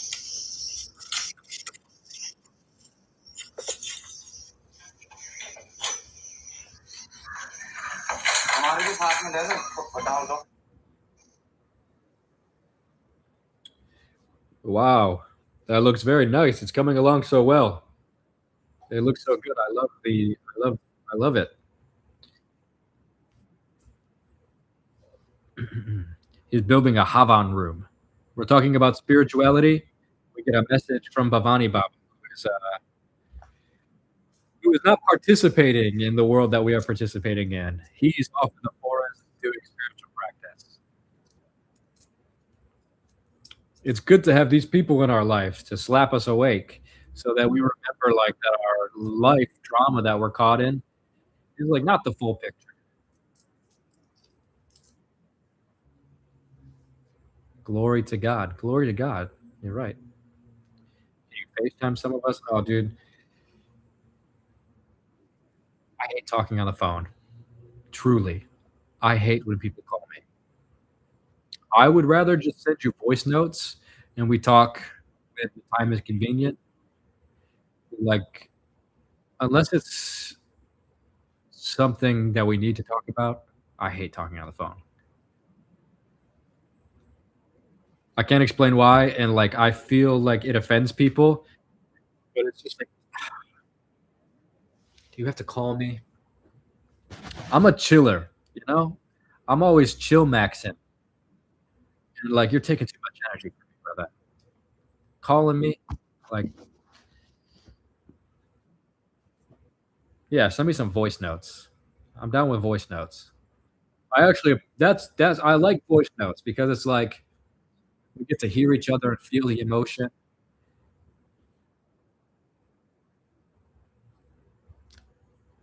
I do not like text at all. FaceTime. Oh, you like FaceTime? I'm down with hanging out IRL. I don't go IRL anymore, bro. I'm just kidding. I am actually I'm going IRL tomorrow. I think. Unless something happens, my plan is to go IRL tomorrow. Into the mountains. That's what this chat is about. But you see how inconsistent my commitment is? Also, you guys, I can't stop eating ramen. I know somebody in here feels me on that.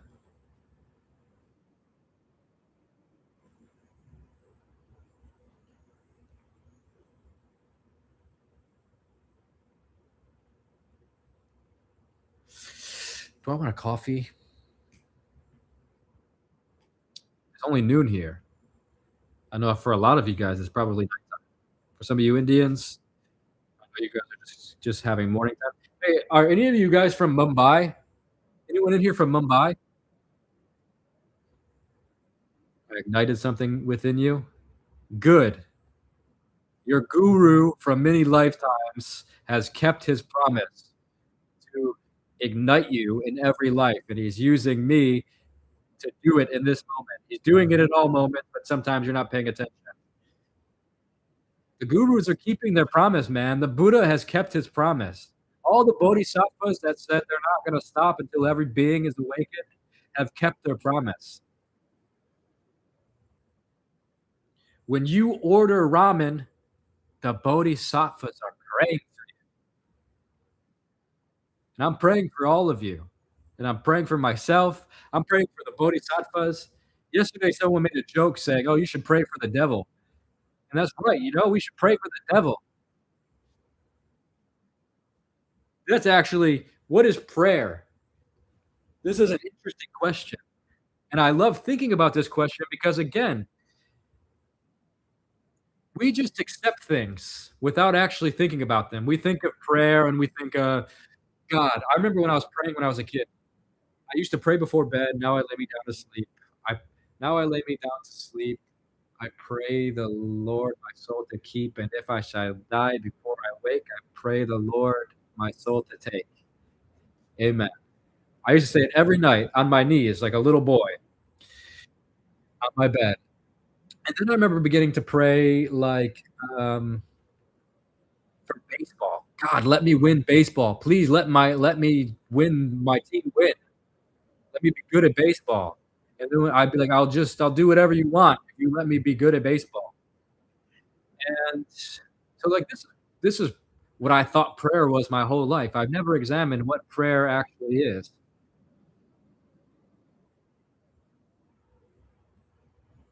And someone told me to pray for the devil yesterday, and I'm like, you know what? You're right. That I feel like that is real prayer.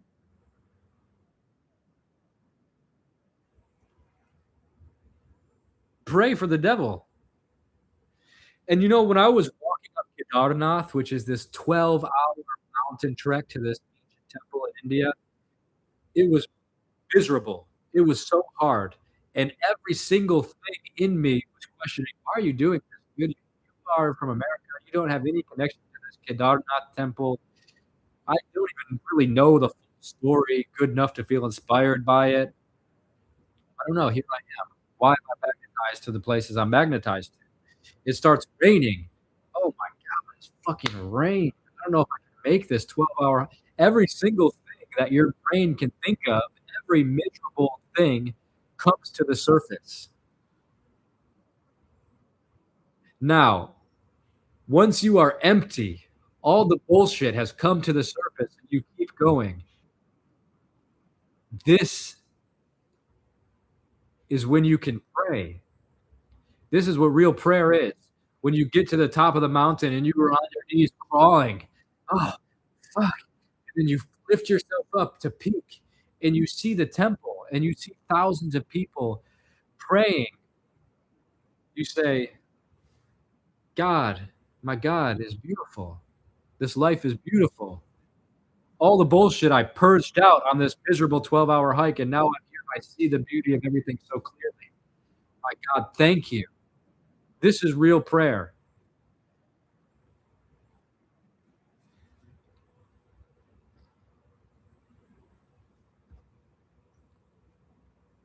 For me, at least, you know? And the bodhisattvas are praying for us. That moment when you're at the top of the mountain and you lift yourself up and you have that awakening, I get it.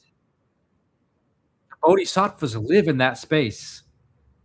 And they are constantly, I get it. And they're looking down at us, just praying for us to get it. So, like, there's this idea in Buddhism when you're feeling stressed, lost, confused, the only spiritual practice you need to do is to hide under the cloud of the bodhisattvas that are praying for us. Take shelter under their prayer. Oh, I feel so lost in this moment, but I know someone somewhere has awakened and they've seen that moment. I have had glimpses of that moment, and let me take shelter under that glimpse. What an easy spiritual practice. Oh, it's just like when you're feeling overwhelmed, all you got to do is just remember that simple thing and it calms you down. You get the blessing of the bodhisattvas. They calm you down. I remember, for even if it only works for a second. Do you guys know what I'm saying? Am I like just going crazy?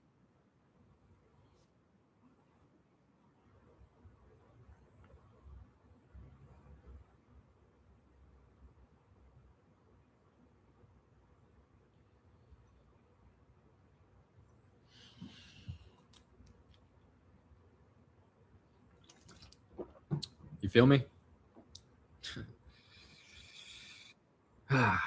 Thank you. I'm glad I'm not alone. I'm glad I have the internet. I'm glad I have these little texts to justify my insanity, reaffirm my beautiful insanity. Sorry, boys. I'm looking at some food. I've got the munchies now. Your boy has got the munchies. What is this? Dude, they've been adding orange juice into coffee. Have you guys seen this? Orange juice mixed with coffee. Have you also had egg coffee? Woo! Let me tell you, egg coffee, Vietnamese egg coffee. I just remembered it in this moment, and I'm again enlightened. I'm now living. Look at you guys. You're witnessing it right now. You're witnessing the blessings of the Bodhisattva happening in real time. Hold on. Let's take it in. Vietnamese egg coffee exists. I can't believe I'm on the same planet as Vietnamese egg coffee. You guys, if you have not had it, go have it. It's going to change everything. But I'm thinking about this orange coffee. That sounds very interesting. Orange. Okay. Okay, I'm going to do it. You guys are also witnessing free will maxing happening in real time. Orange coffee sounds horrible, but it sounds intriguing enough to try. Will I hate it? It's possible, but maybe I'll love it. Just maybe. Ooh, rice. Rice sounds so good. Holy shit, dude. I wanna just spend all my money on food. I feel like yeah, that's just spend all your money on good food while you're alive.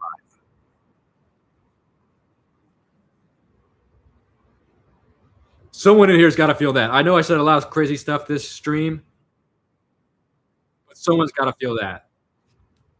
If there's one thing you feel, it's gotta be good food. Come on. Let me get a hallelujah.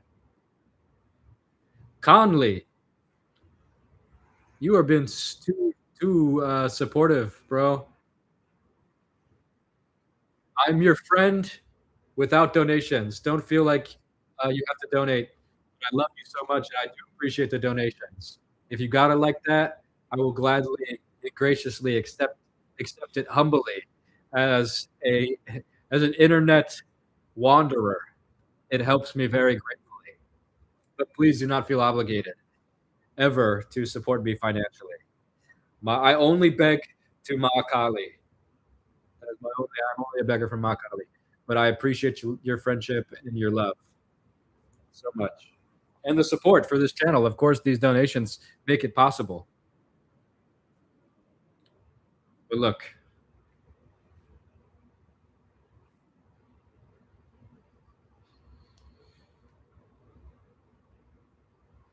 Conley, I'm getting it. I'm gonna drink it, and I'm gonna let you know how I feel about it. And I think, was it you? Did you leave a message on my guest book on my website? I think I seen it, and I loved it. I added a little option so people can give thumbs up on the guest book, and I went there and I thumbs it up.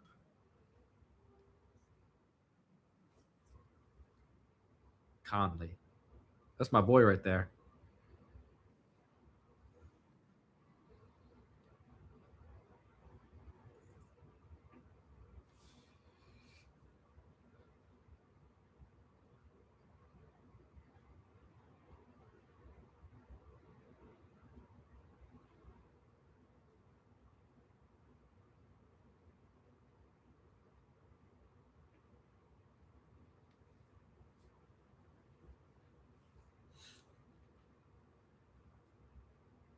I ordered Grab. It's coming to me. Red Bull. We're in the future, brother. We are in the future. We are in the pinnacle of human convenience. I can just say, hey, look at this. I'm putting my feet up right now. Look at this. I've been buying these Thai teas. If you could see how many of these Thai teas I just have laying around empty all over the place. Look at this. Bro, my ancestors fought saber-toothed tigers. You can't tell me nothing. It's coming, baby. It's coming. We're getting orange coffee to the door. Our ancestors died for this.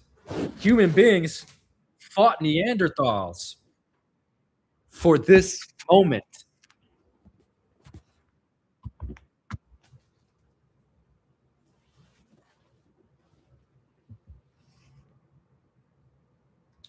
Oh, 1 second. I got to put my, excuse me.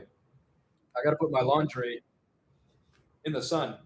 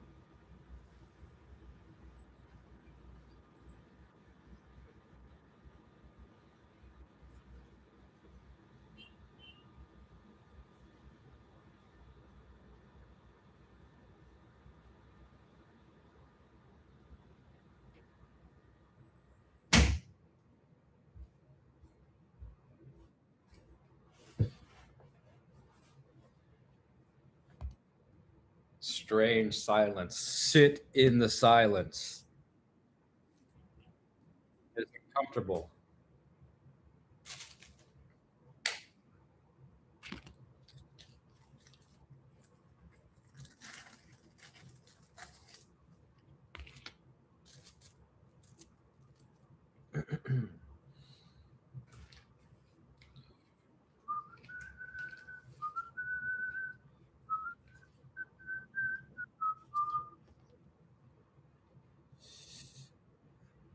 You make videos?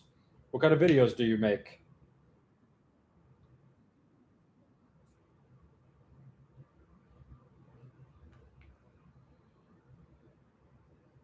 This YouTube channel is brilliant. Thank you. I'm just learning how to do it. I'm a work in progress.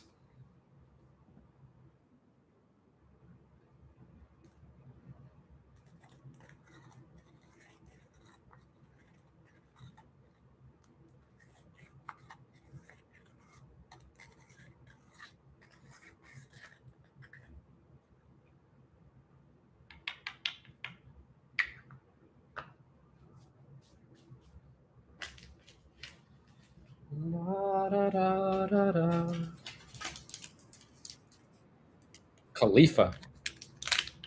What are these names that get weed these days?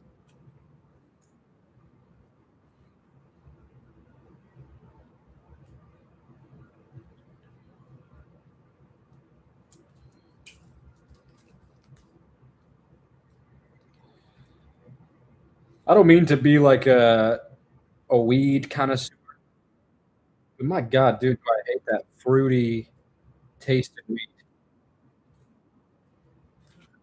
I hate people that are stoners that are like, like personality is all stoner. I hate them. I love them. But what was I gonna say? Yeah, I want to be that guy for a second. As a stoner, the fucking fruity weed's got to stop. The fruity weed has got to stop. It's disgusting. When someone passes me a fruity joint, ugh, get it out of my face immediately. Delicious? No way, dude. I hate that sativa fruit. I need some classic OG.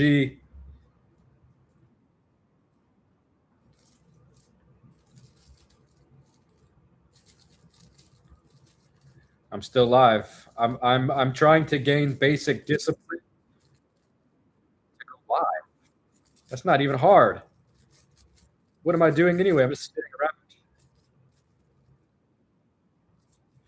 and I'm just talking to myself anyway.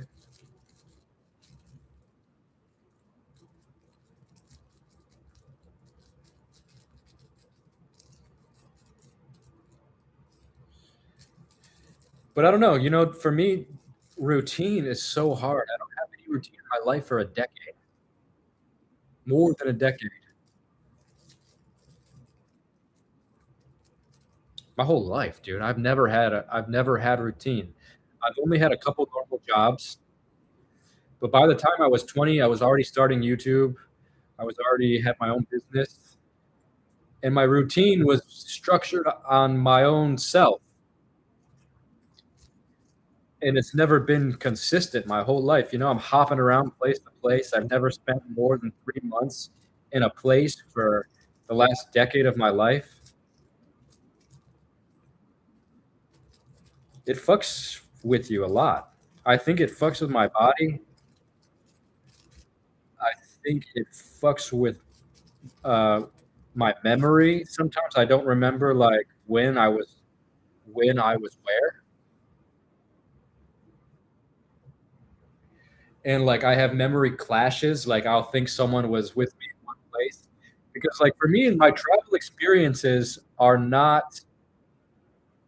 Most people are at home and they go travel and they have this experience, but like my life is constantly on the road. So like I'm constantly in extreme experiences, meeting new people, and it's like fucks with my yeah, with my memory a little bit to be constantly moving all the time. I don't have like checkpoints, you know, like if you're in a video game and you get like checkpoints, and it's fun. It's a blessed life, but I'm seeing the older I get, the more I crave stability. I see myself romanticizing people that have normal lives, thinking that I make a mistake somehow. Have I sacrificed, like, you know, friendships and being close with family and all of this just for my own curiosities in life? You know, I want a family. I hate that I go home and every time I see my family, they're older. What is normal? Well, there's some kind of normal, you know, like people have normal jobs, normal routine. They have kids, they have girlfriends, wives, mothers, brothers, sisters, fathers. I have a, I have nobody really.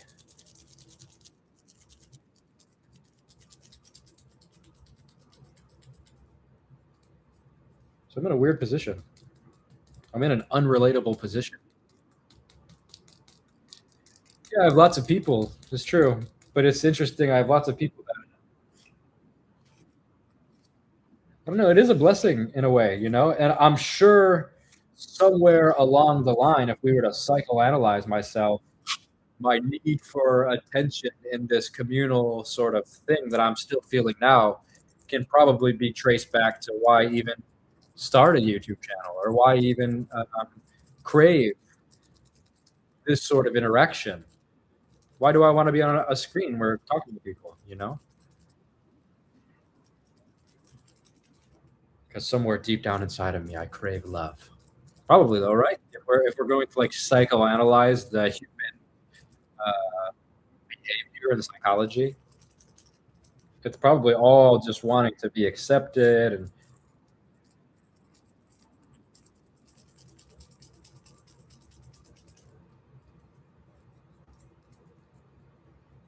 but like I see families.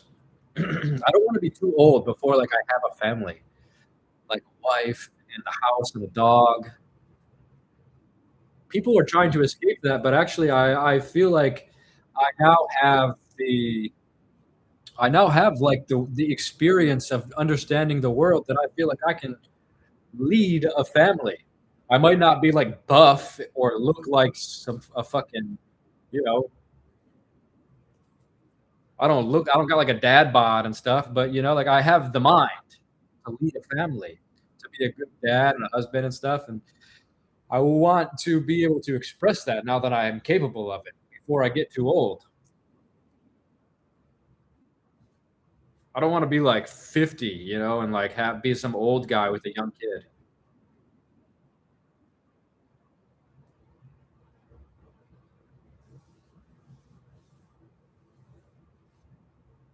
But you know, like people ask questions to me,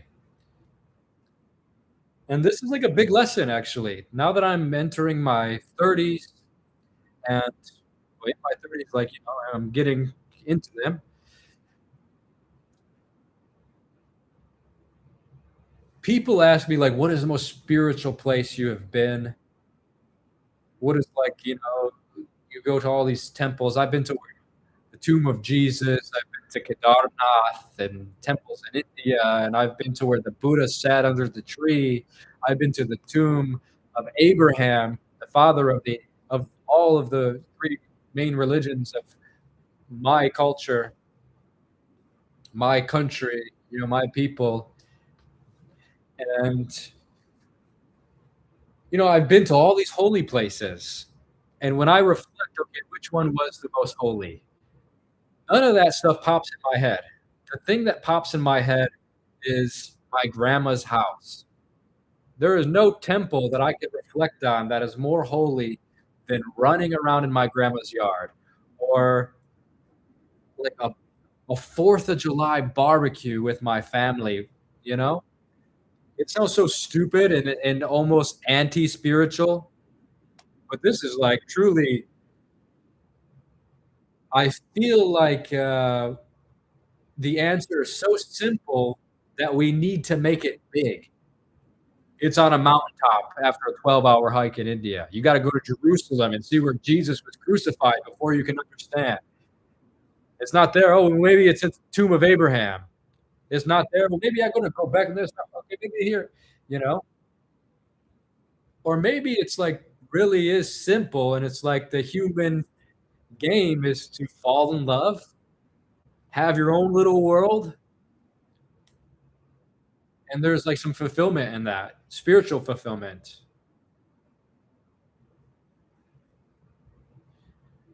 And you look at how we talk about, especially in Sanatana Dharma and Hindu culture, how we talk about God. Like people, so when it's like Shiv Shakti, it is really like Shiv Shakti or Sita Ram or Radha Krishna. We are projecting our longing for union, the yin and the yang, into our spirituality. But we don't see it in our mundane life, our normal unions in mundane life, our family, our friendships. It gets projected onto bigger ideas, into searches beyond ourself. Radha Krishna and their divine leelas in some mysterious loka far beyond. But actually, the Radha Krishna leelas, Sita and Ram, is happening in our heart. Hanuman is opening his heart, and you see Sita and Ram inside of his heart. That is actually what's happening to us in this exact moment. That's just a story to help us understand. It's a big story to show us what's happening now, the microcosm to the macrocosm. Jesus spreads his arms.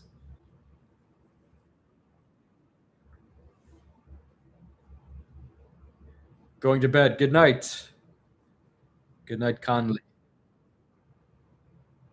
Thank you for being here with us. It wouldn't be the same without you.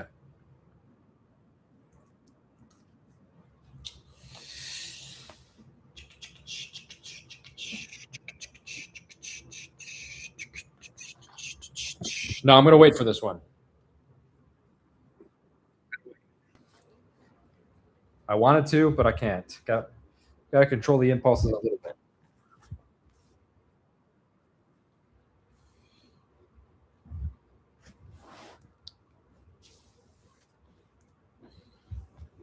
Yeah, it must be late in the United States, right? Almost 2 in the morning over on that side of the world.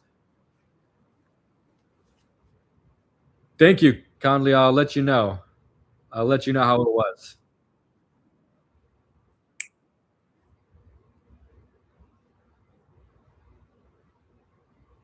The orange coffee. Orange coffee's coming, boys. I don't know if you guys were here. There's some new people coming in the room. We ordered orange coffee, orange juice and coffee mixed together. We'll see. I don't know. I don't know how it's going to be. It might be the worst thing to ever happen. Could be the best thing to ever happen. Could be medium. See, it doesn't have to be one or the other. Could be. That's okay.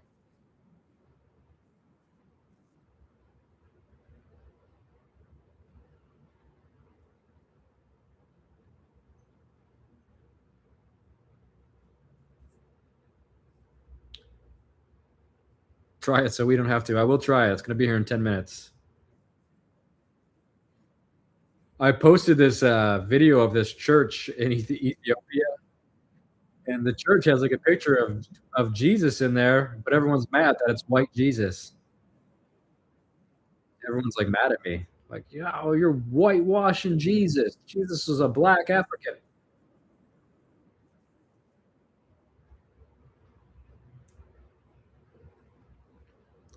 Jesus was born in Africa. I get this comment a lot anytime I post a video in Ethiopia. People think that the whole story of Jesus is a lie. Actually, Jesus was born in Africa, and it just got whitewashed. I guess they changed the histories. He wasn't Jewish, or maybe the original Jews were black. I gotta look more into it.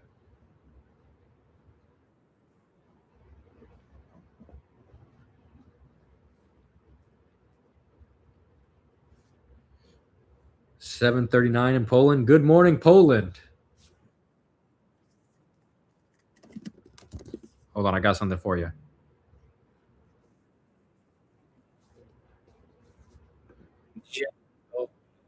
Dzień dobry.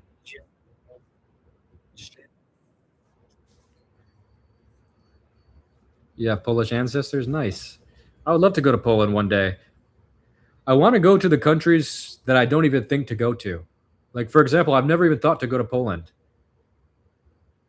That means I should go there. Go buy land and go permaculture. Yeah, I don't know, bro. I'm happy just doing what I'm doing.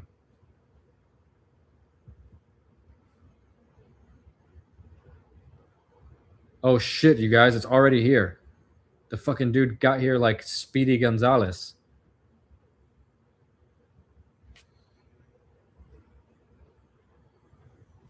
All right, be right back. You guys have to wait. You guys have to wait in silence as I go. Run downstairs and grab it. What can we do? What can we?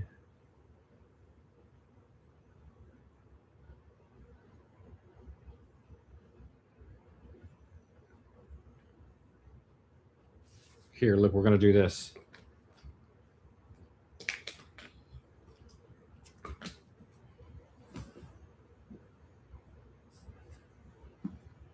I'm gonna play you guys my new YouTube video. It got blocked, so it's not getting very many views. So probably most of you guys didn't see it. Nope. No advertisements. Let's skip the advertisements.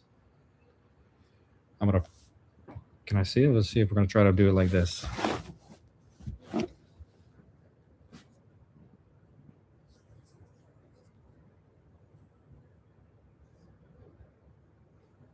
Okay, come on, ads.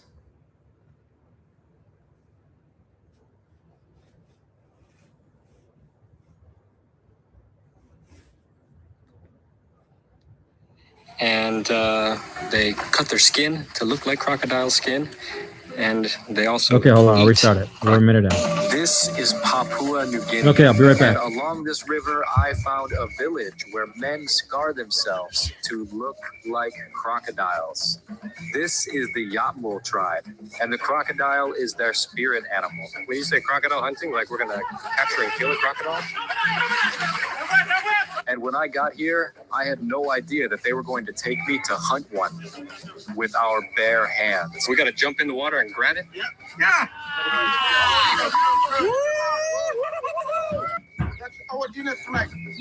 Okay, first crocodile right here, first crocodile bite.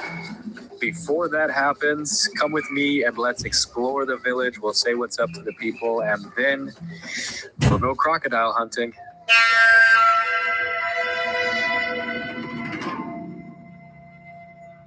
So right now I am in the Sepik region of Papua New Guinea. And this village is very interesting because these people, the Yatmul tribe, and they have a spirit animal, and their spirit animal is the crocodile. So they do a lot of rituals here and to invoke this powerful spirit of the river and to the power of the crocodile. And they cut their skin to look like crocodile skin, and they also eat crocodiles. And they're about to take us to go crocodile hunting right now. I don't fully know what it means. I don't know if I'm going to be jumping in the water trying to grab a crocodile, or if we're going to be looking for them, or I'm just kind of just blowing in the wind right now and waiting for the boat to show up. So until then, let's just look how incredible this village is. Even their canoes here, this is a canoe that's being built. They shape it to look like a crocodile. Hello, sir. This is a new canoe? And this right here, it'd be a crocodile head, right? Yes. Dakota. Nice to meet you. This is Spirit House? In the Spirit House, only men, right? Only men. No women allowed. And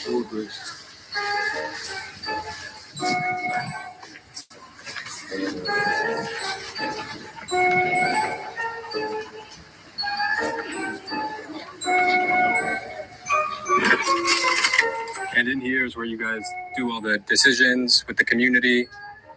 The men come in here and they talk. Yes. Smoking. Smoking. Nice.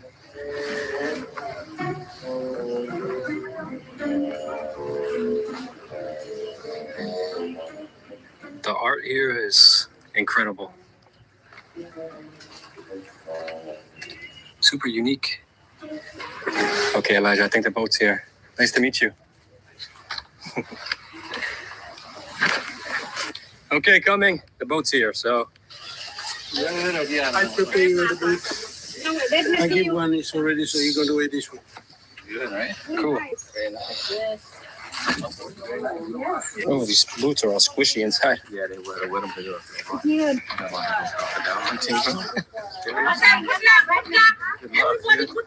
Thank you. Elijah, can pass it away. Efron didn't do this shit, right? Zac Efron did this too, or no? Yeah. Yeah? I don't know. Is he a man or no? Zac Efron is a man or no? You're the person. Zac Efron? Is a Yeah. man or no man? He's a man, He's a man? but his cut is pee. His cut is He pee. become women.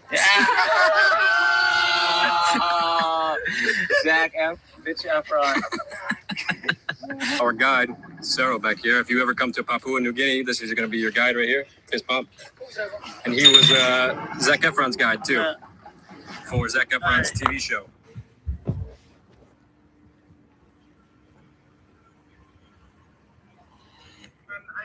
Okay, friends. Look, we got orange coffee. Orange coffee. See how it is.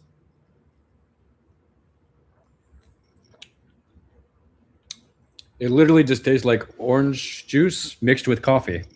I don't know what I expected.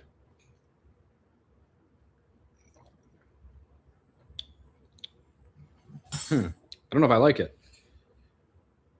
Yeah, it just tastes like watered down orange juice and someone threw some like burnt coffee into it. It's not bad, but yeah, I don't know. I expected something different. Well, I don't know why I expected something different. It's literally what it is. Orange juice and coffee.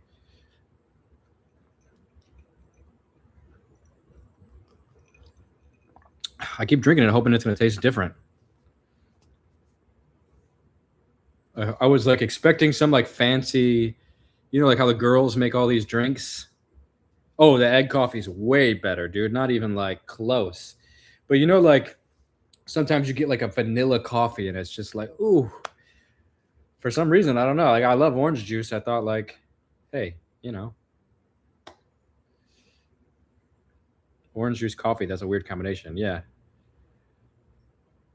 We found out we can zoom to see your videos on a phone. That's not good. You mean like my videos of me? You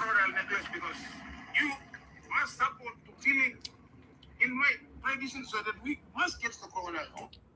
All my naked videos of me on my camera. What'd you guys think? I didn't see any of you say like, "Holy shit, dude! What happens? Did you catch the crocodile?" The video was not entertaining, or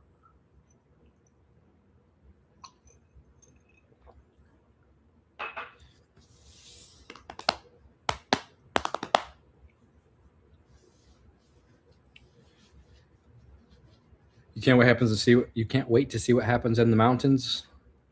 Thank you. I will live stream when I'm there, and I will show you what happens.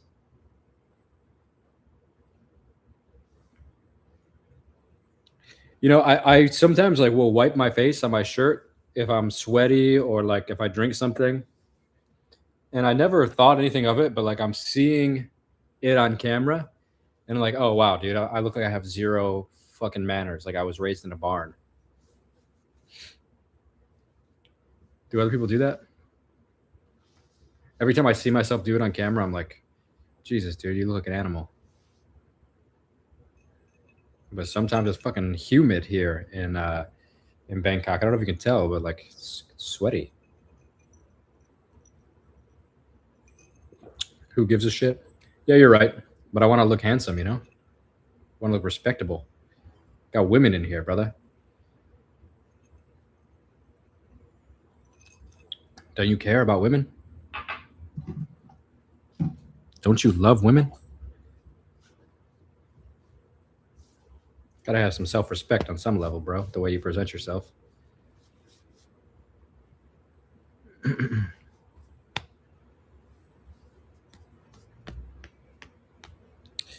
It's fine. We are wearing one big rag towel. Yeah, I agree. My shirt is basically just a rag. If I'm around the boys, it's how I feel. But if there's girls around, I won't admit that.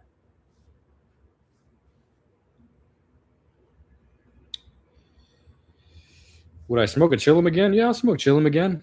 Fucking hurts your throat because the Indian weed is just so bad, but it's literally like just smoking sticks. Imagine you like go outside and collect some sticks and some like random leaves and shit, and then just rip it through a little tube. That's what it feels like. But I like chillum as a concept, as like a communal activity, and like the way it looks.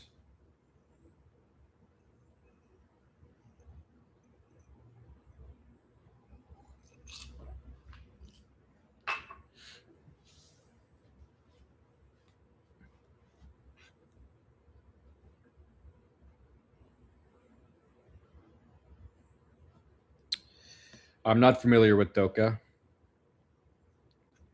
You guys, but we're 3 hours on a live stream, baby. We went crazy this morning, and it is now time for me to eat lunch, and it is not polite for me to eat an entire meal on camera. So, thank you all for the support during this live stream. Conley and what was it, Paulie, and all you guys that left donations. It's not giving me all the names. How do I find them? I don't know how to find them. But I love all of you. Even the ugly ones.